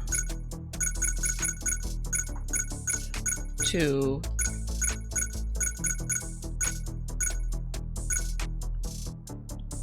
It is nice. Yeah, I really like Picross. It's pretty how do you say it? Therapeutic for me. It's like a therapeutic experience. But also it requires me to think very hard. And I like this Picross too because it lets you choose your own background music for the home page and also for doing the puzzles. So like there's a bunch of like songs that were made specifically for this game, and you can unlock more as you get more stars from the puzzles. So there's like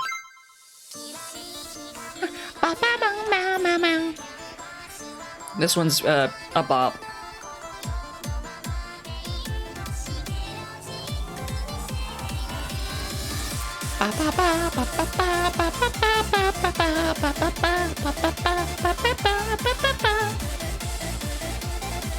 But the thing is I want something more, I want like a calmer track to play during the puzzle screens. Like this is a bop, but like it's too high energy for me. So I currently have, which one is this? This one? But it's the off vocal that I have on the puzzle screen. Wait, this is on vocal. What are the vocals like?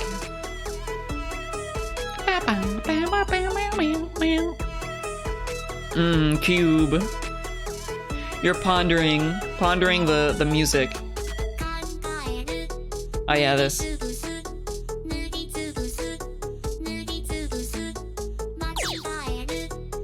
I'm not a huge fan of like the tracks with their actual vocals because like they're not really the type of music that I listen to. I mean, like, sure, it's Miku, but also like it's not like what I usually listen to. Okay, so 1, 2.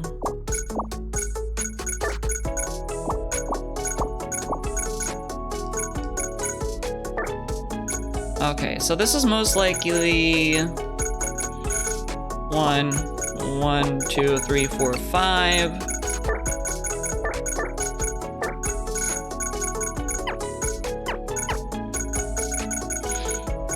Okay.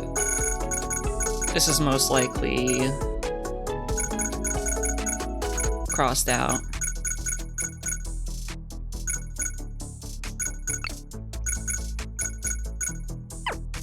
So basically, well, y'all already know how to play Picross, so I don't need to explain anything. Sometimes I have to hold my breath whenever I put down a tile, because in this Picross, it always tells you whether or not you made a mistake. There isn't like a setting to like have them be like, no, don't tell me if I make a mistake or not, just like let me play. And if you make a mistake, you get less points or something. You get less stars.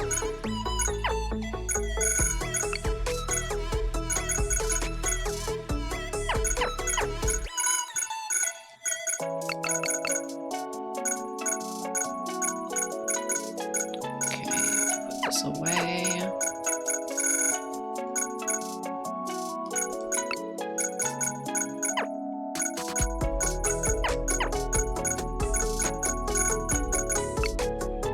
Dude, if Picross games didn't do that, I'd never figure out where I went wrong. Oh yeah, I mean like, I want the option to at least like have it be a surprise, right? If I want to challenge myself more. This game just doesn't give you the option of turning off that feature. Turning off like them telling you whether you got it wrong or not. Because, you know, sometimes you want more of a challenge. Although it is nice to have it when you want it.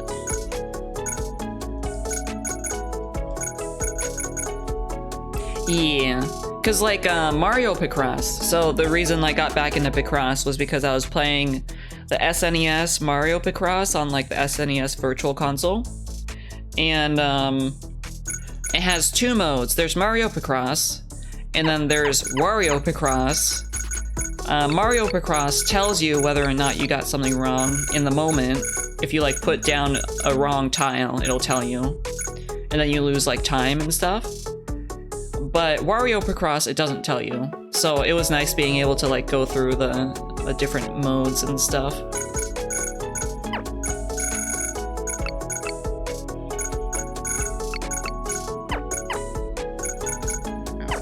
Over here.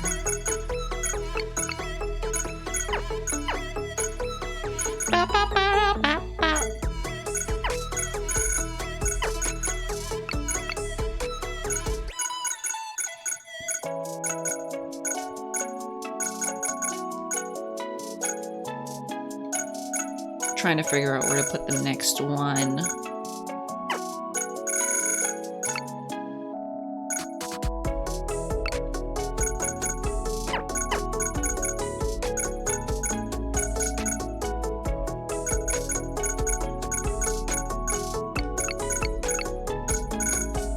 One, two, three, four, five, 6. I went through some of both Mario Picrosses, as the one on Game Boy is available on GBVC. Oh, wait, there's one on Game Boy? I should hit that up too. I should hit up Mario Picross on the Game Boy, because the GBVC is available with like the base Nintendo Online subscription, right? It's the Game Boy Advance ones that aren't, that you need to upgrade for.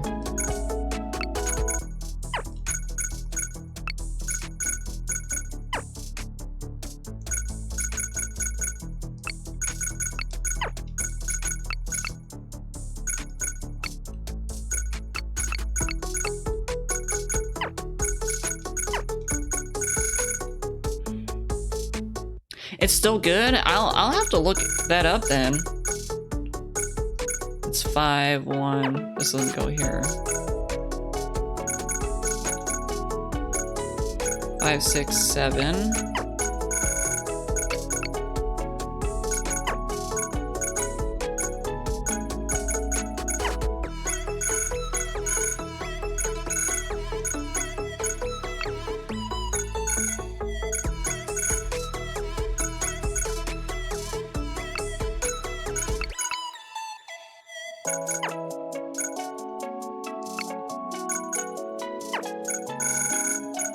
Something goes down here. It's still good? I'm glad. 4.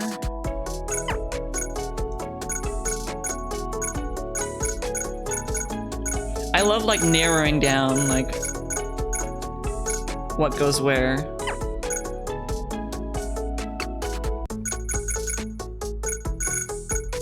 There's one here.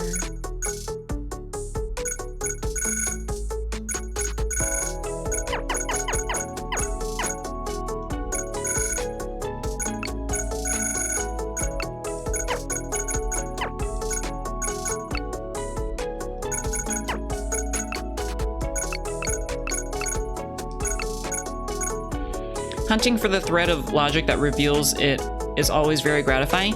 Yeah, like I've been the type of person who always loves doing these kinds of puzzles. So back in high school, I used to always like carry a Sudoku book around with me all the time. And whenever I was like bored and didn't have access to a sketchbook or anything, I would just do puzzles from my Sudoku book. I love Sudoku. And Sudoku is pretty similar to Picross in terms of like logicking it out. Oh yeah, so here's all the illustrations. So they're all very cute. Like, look at that. Look at Miku. She's a little magician. Look at this. It's Christmas. Christmas Vocaloids. I can never do physical Sudoku. I need that feedback. Yeah, physical Sudoku is definitely tough. Like having to make all the notes of like what could possibly be in a box and like erase them and stuff like that, it definitely makes the paper very messy. That was super cute, right? Like there's a lot of cute stuff. So the first are like their original illustrations on their box art. Well, these aren't the original, probably because they wanted their newer illustrations here. Because Mako and Kaido used to have other illustrations that I kind of like better. Honestly, I like their original illustrations better. Not these ones. These ones are nice too, though. And there's Miku, my daughter. And these ones, they're all very good.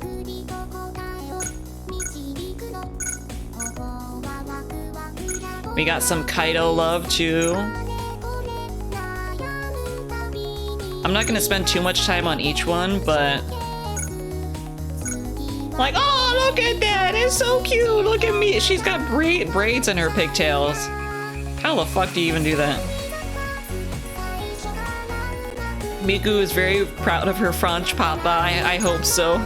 Oh, this one's cute too. Autumn Night Party. This is nice. We got some Rin. They got glasses on. Astronaut. I like how Miku has like the fucking body suit. The body astronaut suit, and then like Kaido and Len are just wearing the really bulky astronaut suits. Yeah, these are so good. I got here. This one's very cute. Fuck, I might need to get this. And thankfully this game isn't like the price of like a full-on like Switch game. It's not $60. It's like $14, I think. 14 or 15. I mean, it's still money, but oh yeah, this one is illustrated by like that one Fate artist. I think this is the concept art for a figure that I have of her. That's not bad though. Yeah, it definitely isn't. Yeah, I really like this illustration. She has like a little candy apple. Got this here, got some Mako love. Lens looking pretty suave here. They're in some kind of pirate costumes. Oh, look at this one. This one's really cool. I really like it. Aw. They're flight attendants. I know this illustrator because they illustrated a lot of PBs. But maybe this is like Year of the Horse? Is the horse zodiac animal?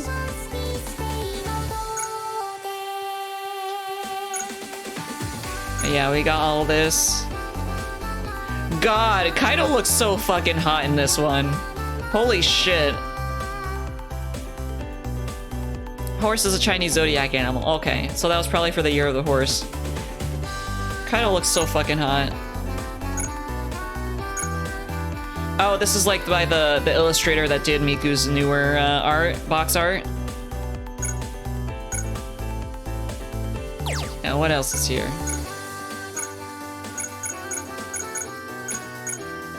Oh, she's in a wedding dress.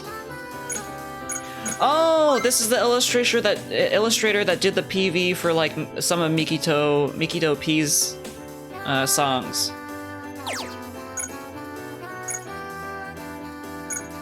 This one's very cute as well. I love the style. I love this kind of style. That's Diz's Chinese zodiac. Ooh, Diz is a Uma. Diz Uma. I like this one too. I like the way that the faces look. Menko Yokoyari. This one is by Chris. I'm covering up the credits, but it's by Chris. And then this one is by Takayuki? Takayuki? I can't read this kanji.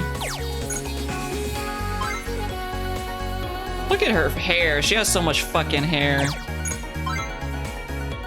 Oh, this one's very nice too. Chris is good. I really like their art. This is a very unique art style. By, what is this? Sono? It looks like something that would be made into a doll.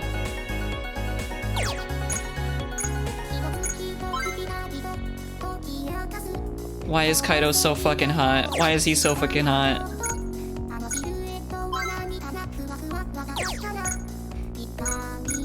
Oh, Luca! She's in a wedding dress! Aww! Oh, I really like this style too. Like the outlines and stuff.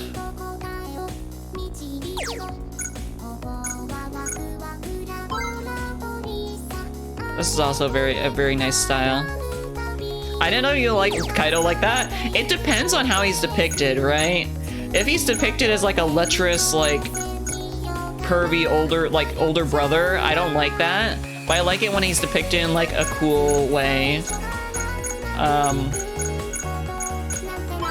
Like this guy, he looks pretty nice.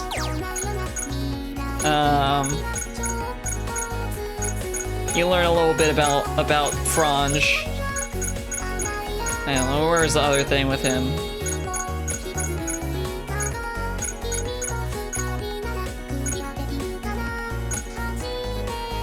Where was it?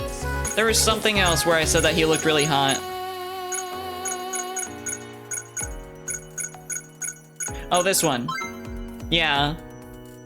When he's not depicted as a skeezer, yeah. When he's depicted as like a cool guy, I think he's hot. Huh. I feel like I recognize this art style, but maybe not.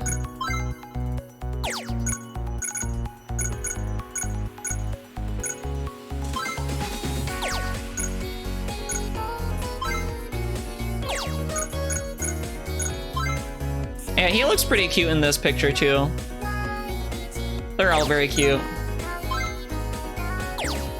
Like, have you seen Kaido in... Oh my god, I love this illustration.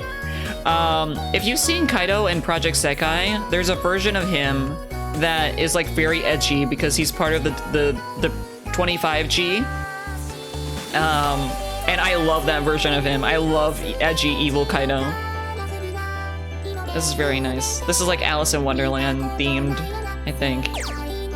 But we still have all of these to unlock. Look at this. So many illustrations. This is the title screen art. It's very cute. But yeah, I'm so glad that Vocaloid Picross exists.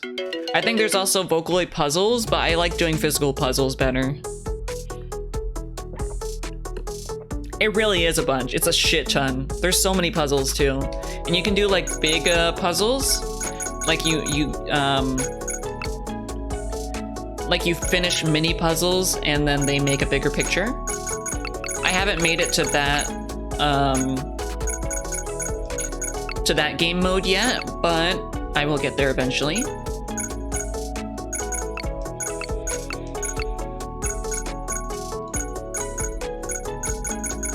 One, two.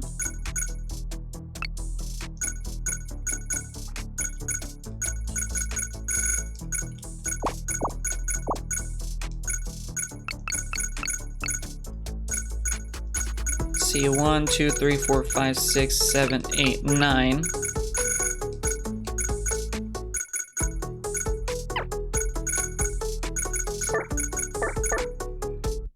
Doodle smart. What do you mean by smart? Is it? I appreciate the. Thank you. I appreciate the compliment. Let's see. So 1, 2, 3, 4. Big brain. Doodle big brain. 2, 3, 4, 5, 6, 7, 8. The way it's normally meant? Oh, I guess for me, I just didn't know what brought it on. Like why you just said it so suddenly. 1, 2, 3.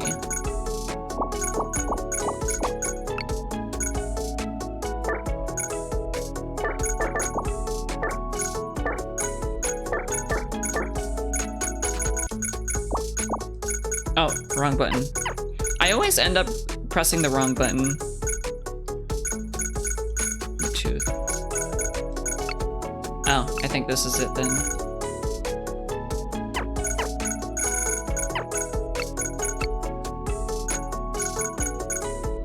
One, two, three.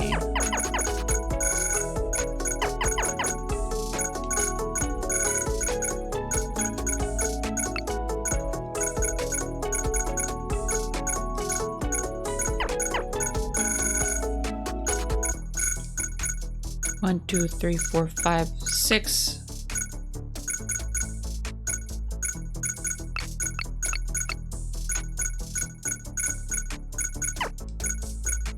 Because you're literally playing a logic puzzle game and knowing that you know how to do a bunch of logic-based skills, and thus I was compelled to say. Okay, thank you. I appreciate. I very much like logic-based games. Wait, did I already do this? 1, 2, 3, 4, 5, 6, 7, 8.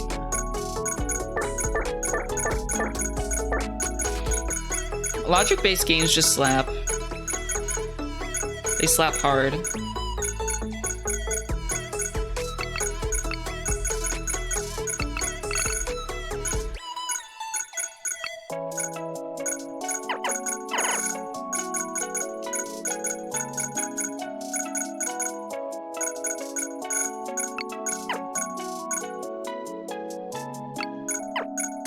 Oh shit, I could have made a mistake there.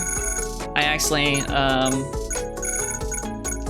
got ahead of myself. At least it ended up being correct.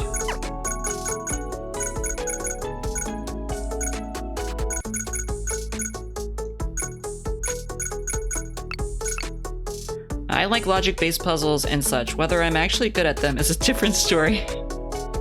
Yeah, that's true. At least, they're like easier versions of like the puzzle games and stuff like that. So you don't have to get too frustrated. Because like I get really frustrated with really complex Sudoku as well.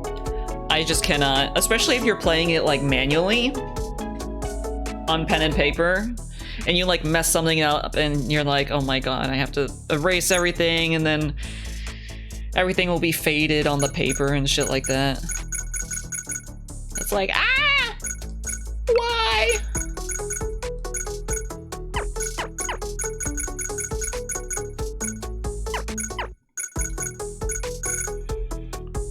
And it's a case-by-case basis. God, harder difficulty to Sudoku absolutely kicks my ass. Yeah, same.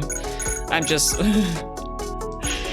Sudoku is fun, but it can also be an absolute pain in the ass.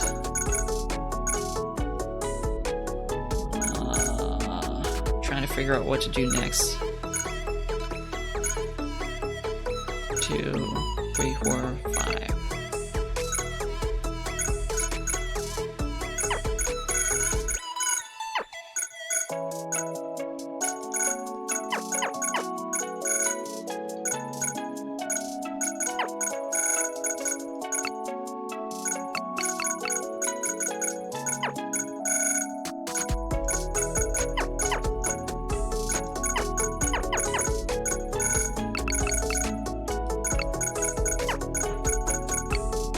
Sudoku is fun until it isn't.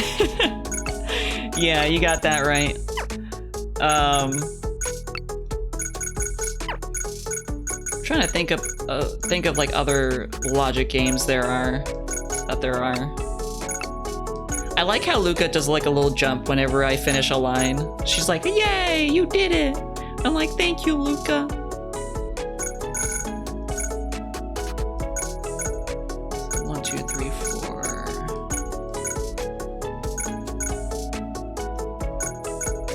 It's a nice little addition to have them like jump and stuff like that.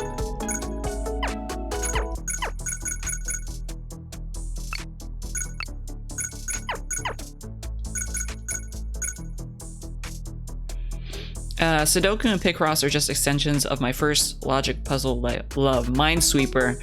You know, I never got into Minesweeper. Wait, I feel like we've had this conversation before. We were talking about Minesweeper when I was talking about like Picross a few streams ago. I forget, but Minesweeper absolutely kicks my ass. Yeah.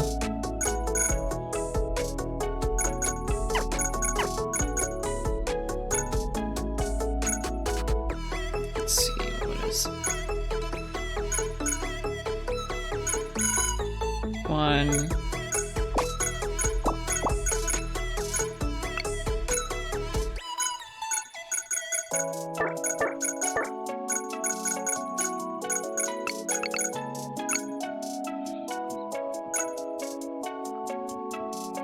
It took me so long to learn how to play it because the old ones didn't have instructions. And I had no internet, so I had to figure out how it worked organically. Yeah, pre-internet trying to figure out a hard game. Okay, this goes here.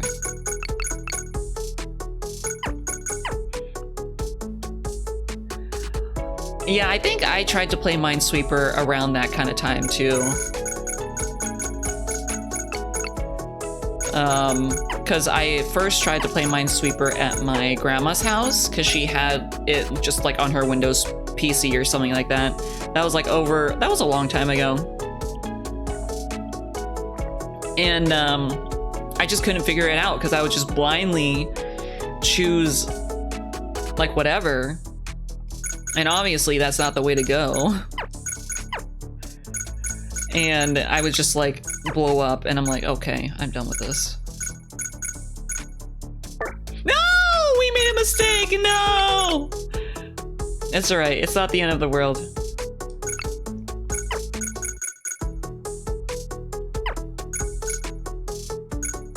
We just will get less stars from this map.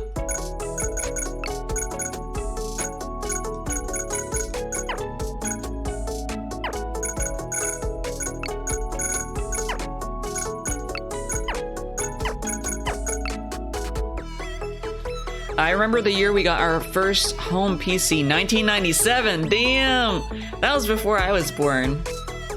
I was born in 1998.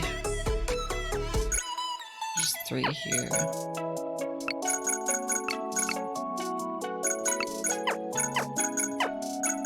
Yeah, I was -3, yo. I was like -1. An Acer running Windows 95. I still remember Windows 95 though. Ah, my beloved.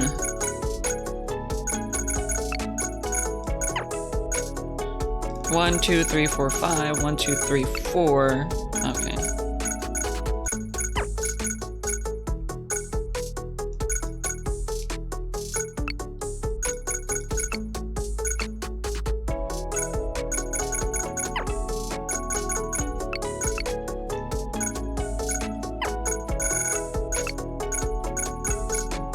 My first beloved, Windows XP. I remember Windows XP too. But then again, like, if I remember Windows 95, I probably... Ah! No, not again. I probably remember the stuff that came after that.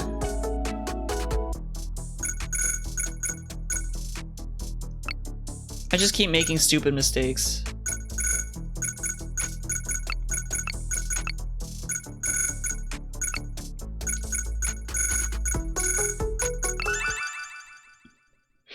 Funny thing is, I was taught to use computers, but not Windows. I was taught to operate old DOS computers.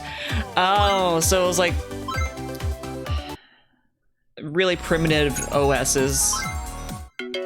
How would you compare using a DOS to using Windows OS?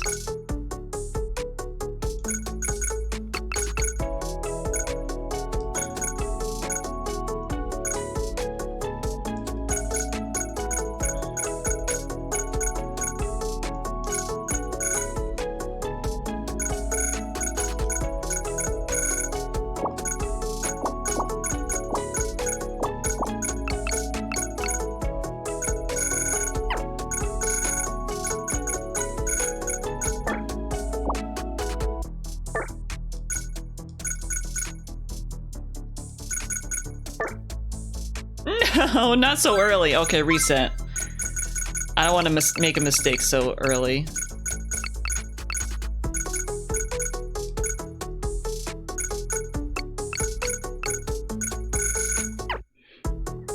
Trying to speak Latin to instruct a Latin machine, and you don't know Latin. Yeah, because of all the commands and stuff like that. I like using OSs like that.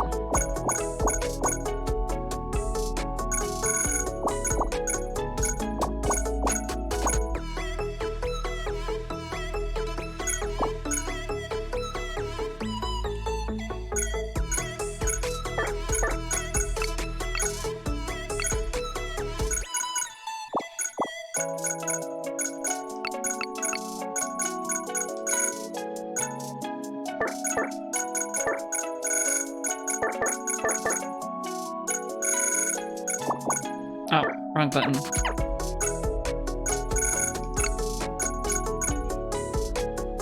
Like, I got good enough to figure out how to make things run, and that was about it. Oh, okay. I guess that's kind of the same for me when it comes to, like, using command lines. Command line, commands to, like, operate things. There's a reason why everything is done through a UI, because that's just easier.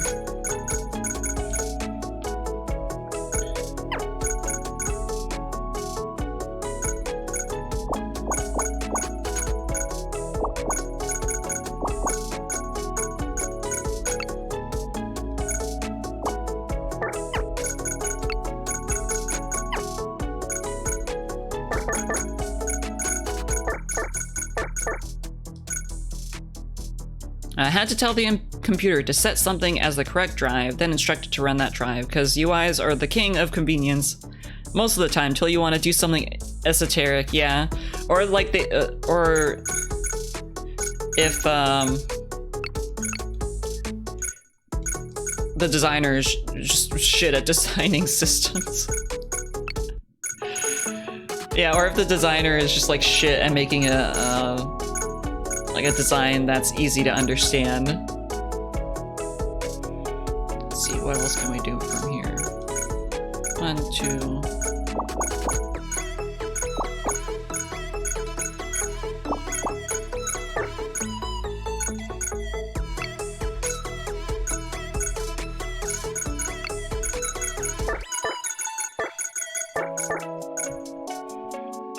Yeah, I remember I learned UI design, or at least like front-end software programming,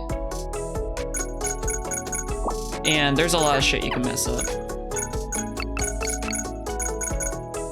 There's a lot.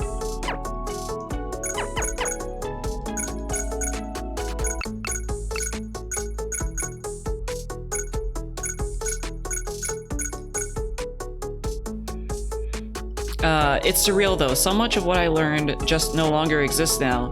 Yeah, because just technology just develops so quickly, or moves forward so quickly, and just things become obsolete so quickly. It's like if you're a programmer too, you have to. The programming language that you learn in college to get yourself a job will probably be obsolete after like 5 or 10 years. So you'll have to keep learning new languages. Perry the Platypus looking color palette. It does look like a Perry the Platypus color palette. It's like a teal. Like not just PCs, but everything. Like everything technology-wise? Or just like everything in general.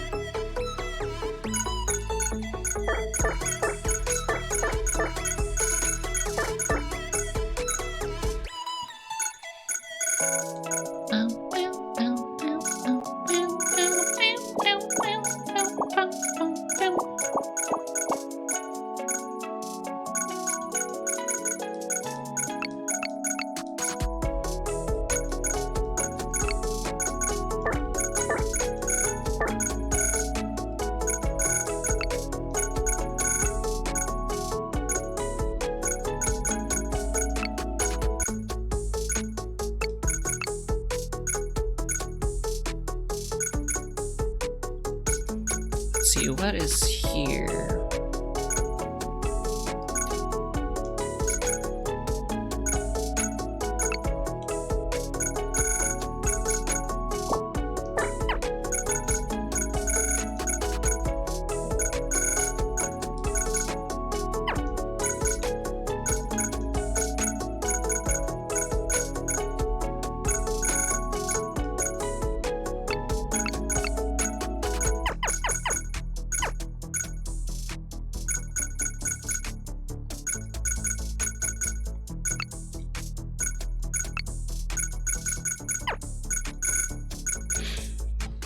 Like, I learned how to navigate the card catalog at a library. Gone. Now it's database search function. 4 different eras of telephone. Rotary, landline, touch tone, landline, mobile, smartphone. Oh, damn. You lived through when people used rotary phones? Like, was that like a common thing, or?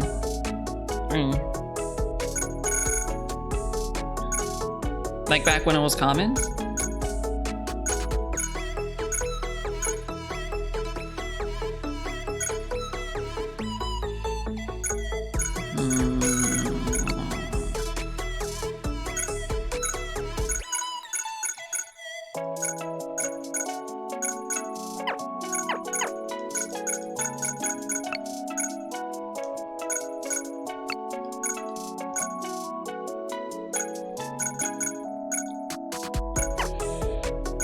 For the first 12 years of my life, our home phone was a rotary. Oh, damn. Holy shit.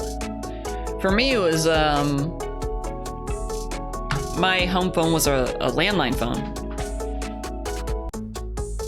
Awesome. I'm gonna eat more snack. I'm gonna eat some peanut butter nuggets.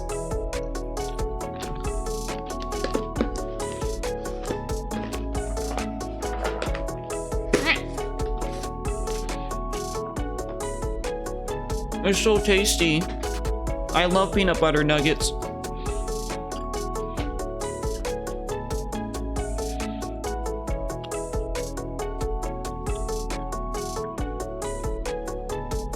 At one point, I considered becoming a programmer.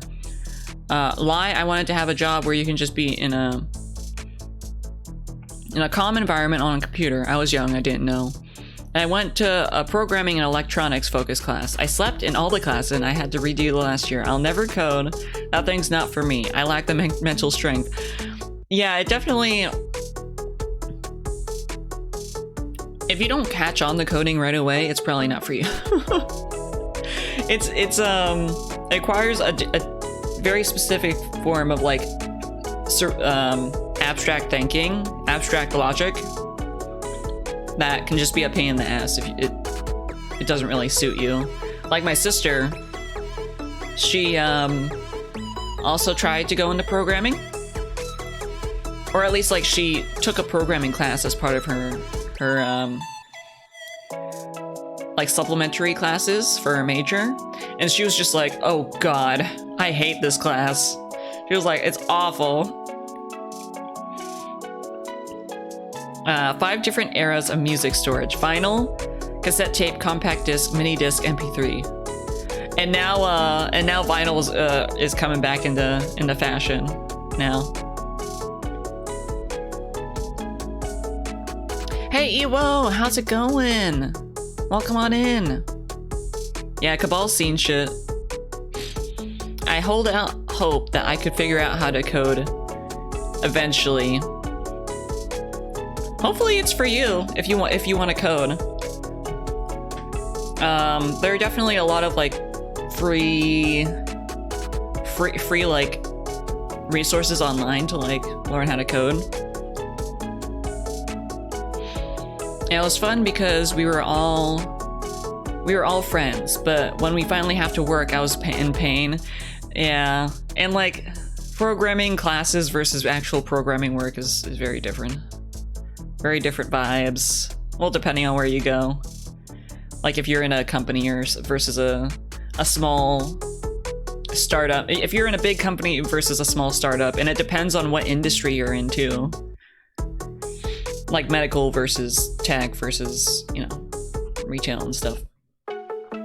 Hi, it's too hot out. How are you? It is very hot, isn't it? It's like 90 in my area. But it's, I've heard that in like the more southern regions, it's gotten super fucking hot. Like over 110. I hope you're faring well. I'm doing pretty good. Thank you for asking. I kind of envy you. Seeing the speed of technical evolution had to be fantastic. Well, I'm sure that there's gonna be like I'm sure that there's still some rapid advancement to be had in our lifetimes. Vinyl never went out of style for a fair amount of peeps. I have known plenty that were like, fuck anything not vinyl records, and they just kept using vinyl.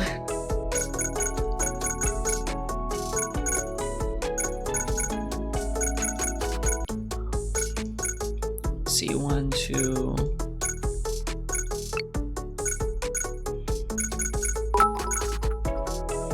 Hey Crow! Thank you for the biddies! The little dog biddies. How are you doing? Happy Saturday. Thank you for the head pat.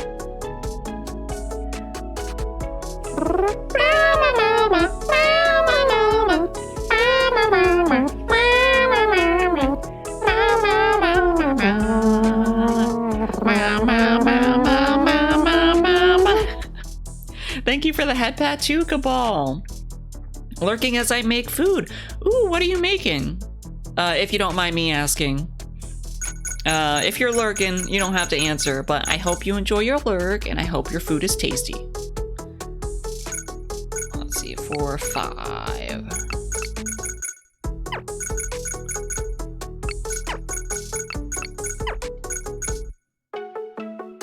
It's a secret. Pasta. Ooh, I love pasta.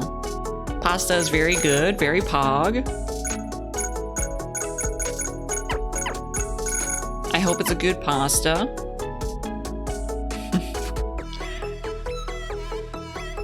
Pasta has been keeping me alive here lately. Yeah, pasta is like good.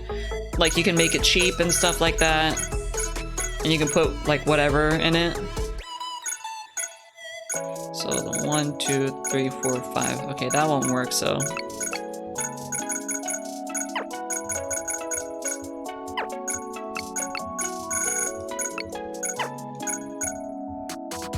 And pasta loves you. Aww. I'm glad that I got reciprocated love from pasta. Pasta is so fucking yummy.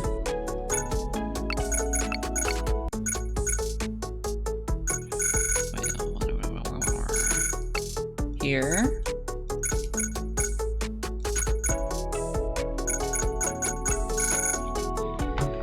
Oh, my thumb's acting up because I have to use my thumbs for this.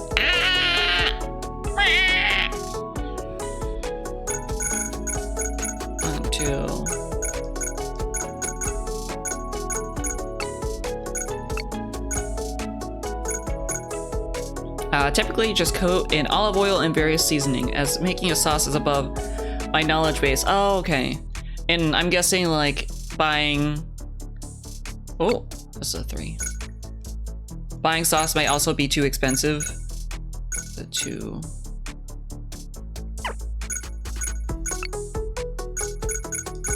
And also it's like you have to prepare it beforehand, you know, whether you're gonna...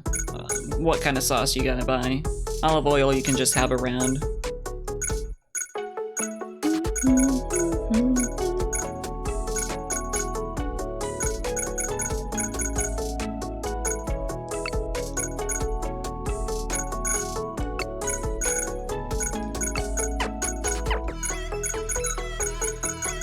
God, I love Picross. It's just so satisfying to like pick out the right spot to put something.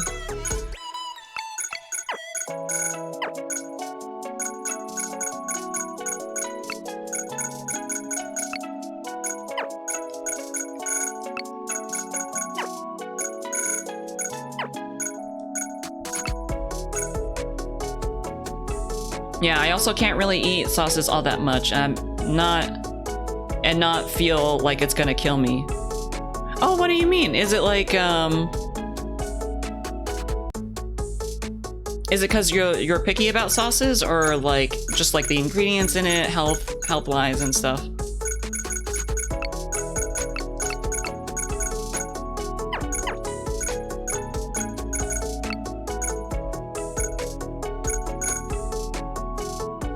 Six, 7, 8.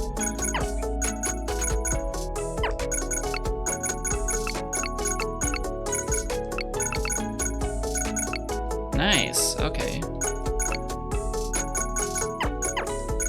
You know another game that I kind of want to play? I want to play AI Somnium Files, just because I feel like it's going to be similar to like Master Detective Archives, which I played recently. It's kind of like the whole mystery, but also like you explore not a dungeon, but another dimension that you use to like solve the mysteries. Well, more like I'm just paranoid about my health. Oh, okay.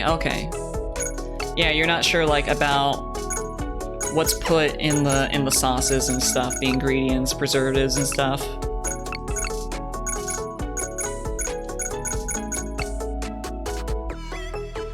I've heard those stories. I've heard those stories are cracked.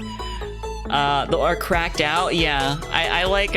So AI Somnium Files is written by the same guy who wrote the Zero Escape games, but I hear that they're a lot better, at least for the later, you know, compared to the later Zero Escape games, because like maybe he actually cared about the story.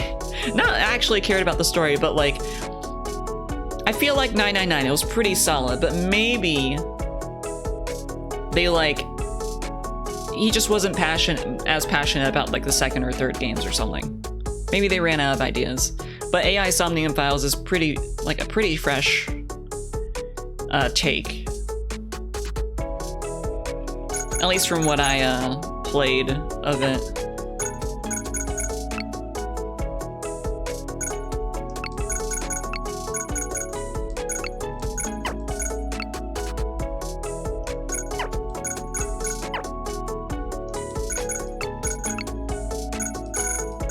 So there's 2 of these. Okay.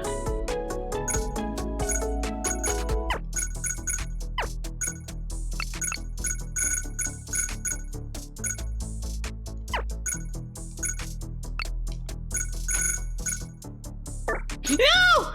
Fuck! I miscounted this. No! It's okay, it's okay. I can always go back and redo it. Sometimes my eyes like cross over and I forget how to count.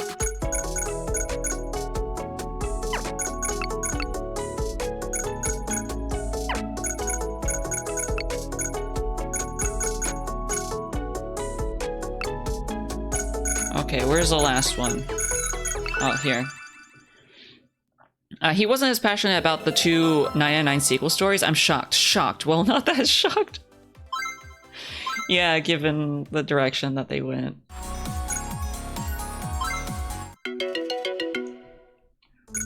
Time for another puzzle. Time for another puzzle.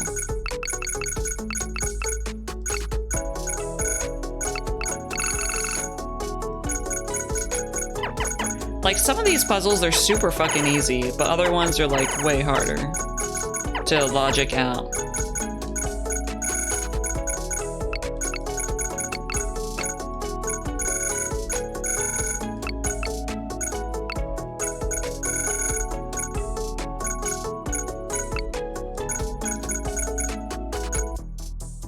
Considering he went full goose bozo. I've never heard of that before. Full goose bozo on that shit, like totally apeshit bananas. He really did.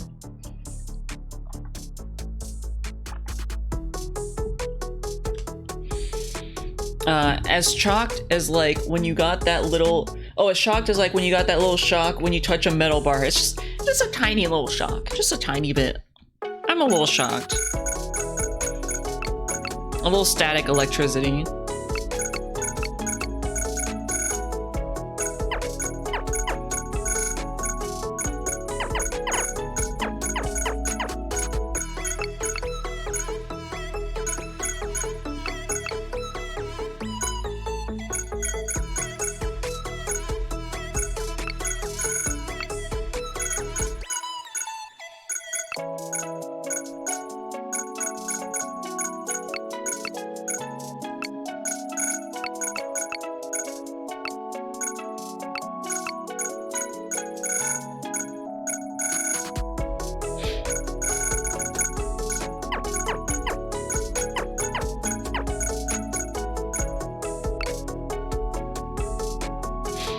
Pro tip, when working in a bookstore,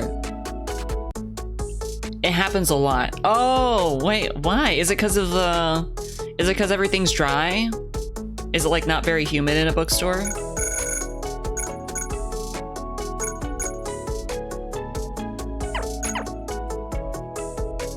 My hands are being shocked around 10 times a day. Holy shit, that's a lot.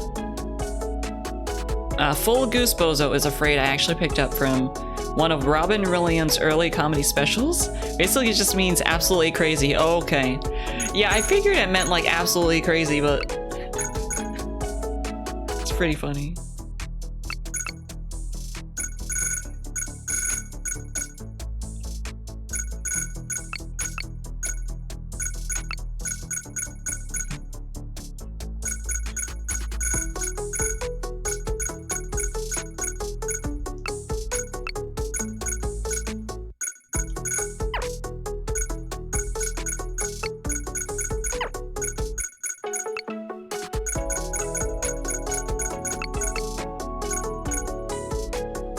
Yes, plus you have friction with all the books you manipulate, and you manipulate a lot of them. Oh, okay, so you like just pick up a bunch of like static electricity from them, and then you just keep getting shocked.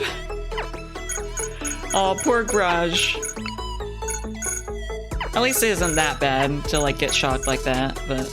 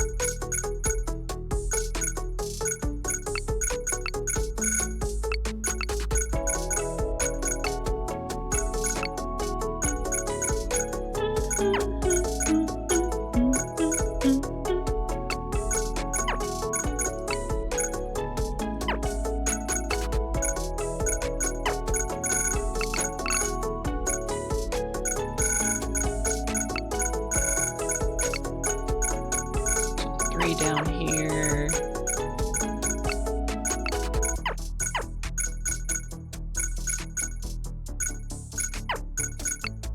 I'm getting hungry. This Fronge is starving. Just kidding, I'm not actually starving. But I am hungry. 1, 2, 3, 4, 5, 6, 7, 8, 9, 10. This is enough as 12.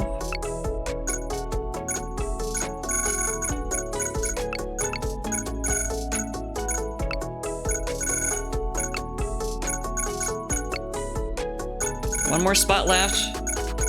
Wow! Any nearby snacks of opportunity?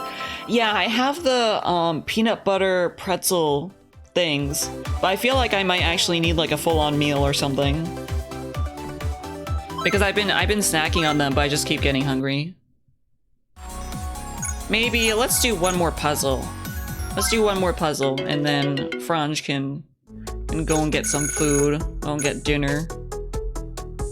Even though it is a bit early for dinner.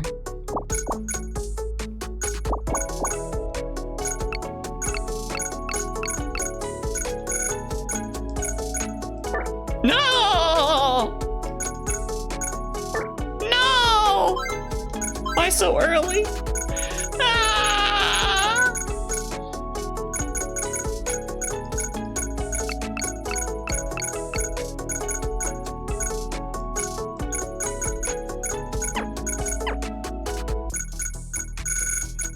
Let's see how long this one will take, actually. This one feels like it might...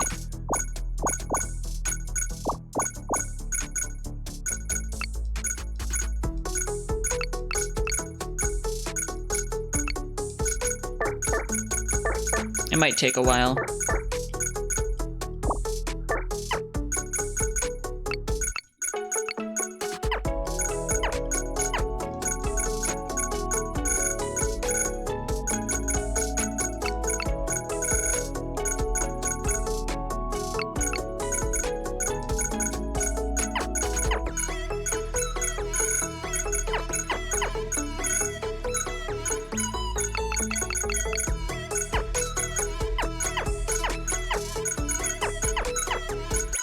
I need to go get some snacks. Been weeks.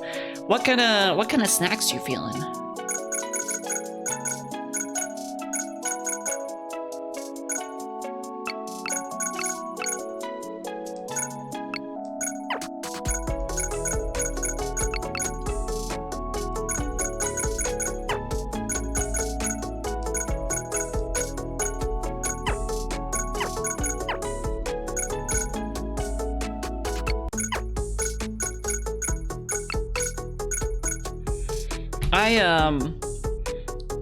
So do y'all know how like Prime Day was recently? What was recent or recently happening? I don't know how to grammar.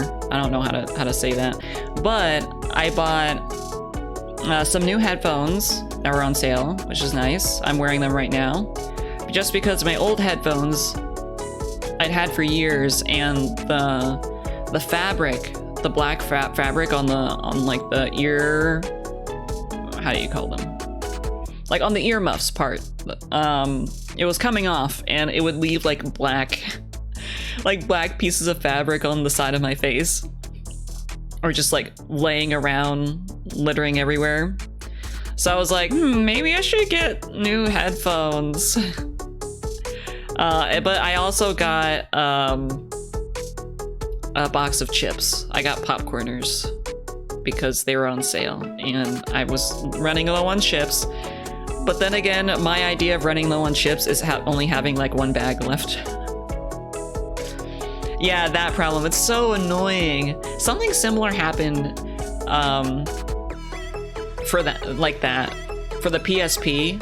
If y'all ever had a PSP, or like a game console that would flake. So like my PSP, it had like a shell that had black on it, and it would just like the plastic pieces on the shell would just flake off. Like the paint on it, like the shell, the actual shell would still be there, would just be less shiny. Yeah, it's so fucking annoying because like you're playing and then you take your hands off and like there's just black specks on your hands. You're like, what the fuck is happening?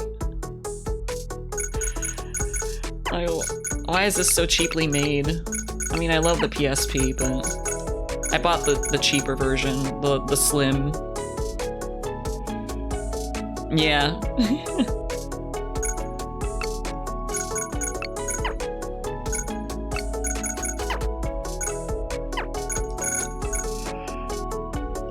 Hey BP, how's it going?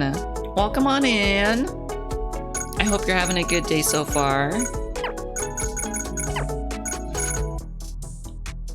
Let's see, there's 5 here.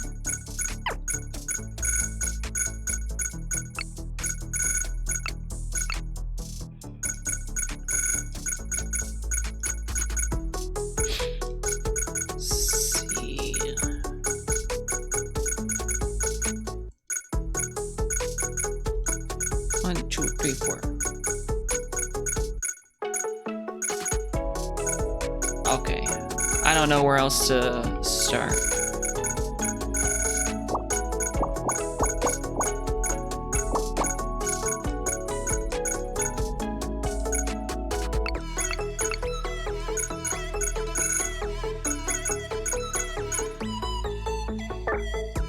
Oh, god damn it. Oh well. My head hurts from too much VR. Oh, I feel that. Do you get like motion sick from VR? But I'm glad that you had. Did you at least have fun with playing VR games? Thank you for the food. I get motion sick when I play VR games, and also like my hands also hurt after a while holding the controllers.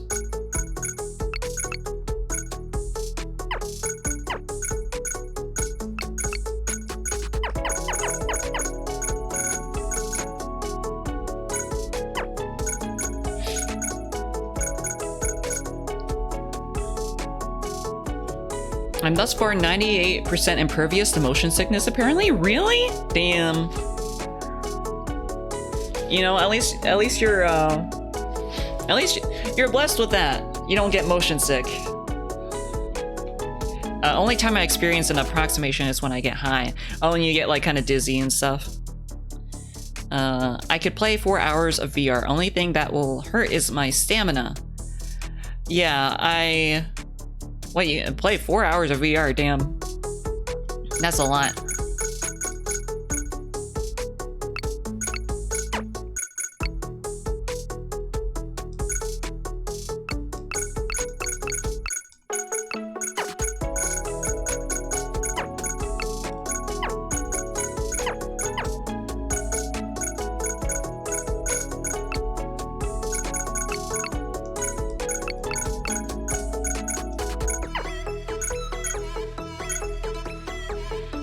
Not really. I mean, I've been using the Quest since it first came out. I think it has to do with the fact that the bright light from the headset was shining directly into my eyes.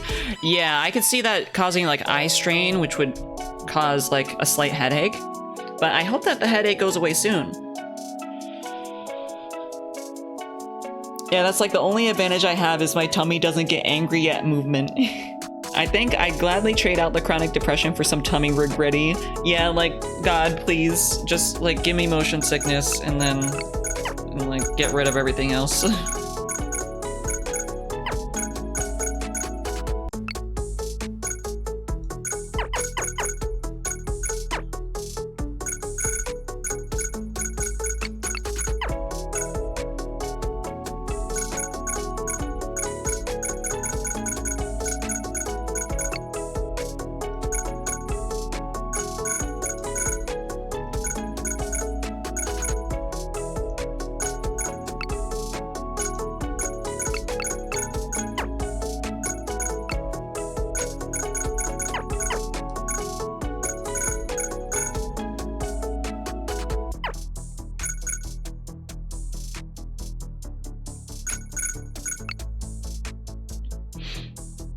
I already took some Tylenol. Nice. I hope it kicks in pretty quick. I know that Tylenol is my best friend whenever I have a headache.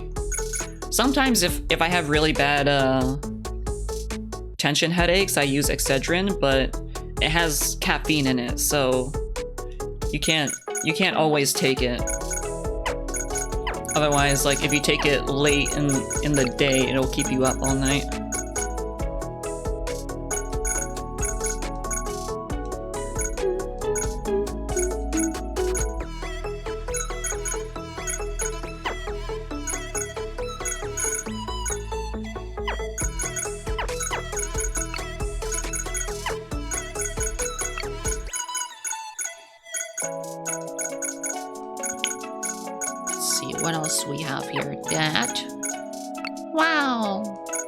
No! Ah!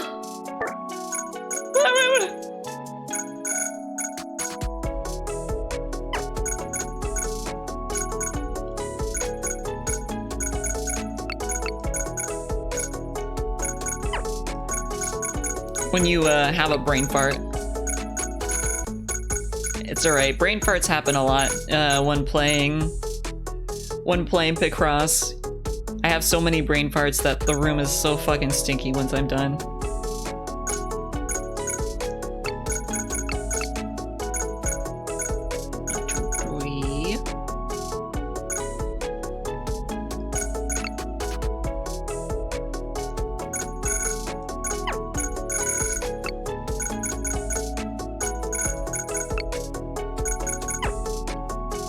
Playing Picross and trying to talk is fucking hard. Yeah, I noticed, like, I've been talking really... Well, I already talk slow sometimes, but, like, I've been talking really slow because it's hard to, like, get my thoughts in order while I'm trying to logic out the whole... this map and stuff. I'm just like, what?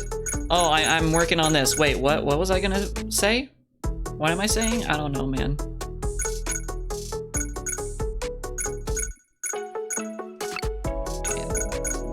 Here.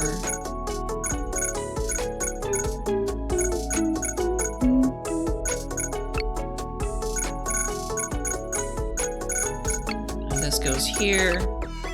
This goes here.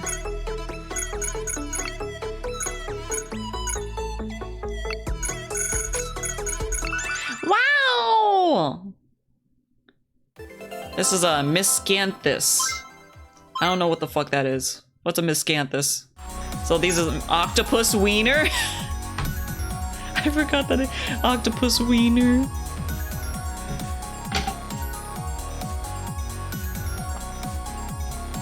Oh, it's like you'll have to load sentences a bit, but you're actually putting together coherent sentences. Yeah, it's like I'm doing it right now. The sentences are in my buffer zone. My brain is buffering while trying to form a coherent sentence. Yeah, tamari, cupcake, mushroom. So let's see what other oh yeah, here's like the big ones that are done. You like do a bunch of like 15 by 15 ones to make a picture. Now loading, like a PS1 game, yeah. And like even modern games now have like really long loading screens. Like when I was playing Mystery Detective Archives, the loading screens are so fucking long. Like I like the game, but the loading screens are so long. Oh, happy birthday, Kaido! So cute. And this is New Year's, I think. Oh, this is the picture that you have in the kitchen, Cabal. Damn. And then we got Bunny, the rabbit on the moon. Hey, it's a very cute picture.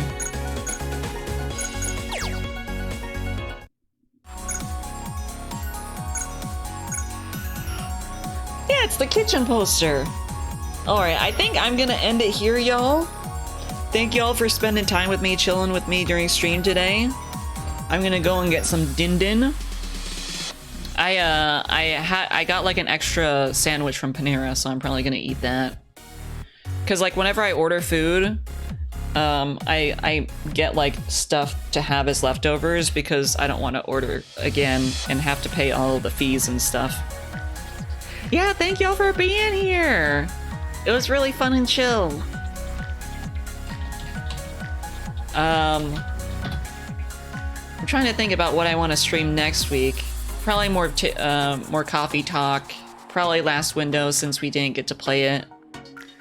And maybe something else. Maybe Rune Factory, maybe, but I'll have to see how my thumb feels. I finally scheduled a doctor's appointment to look at my hands and see...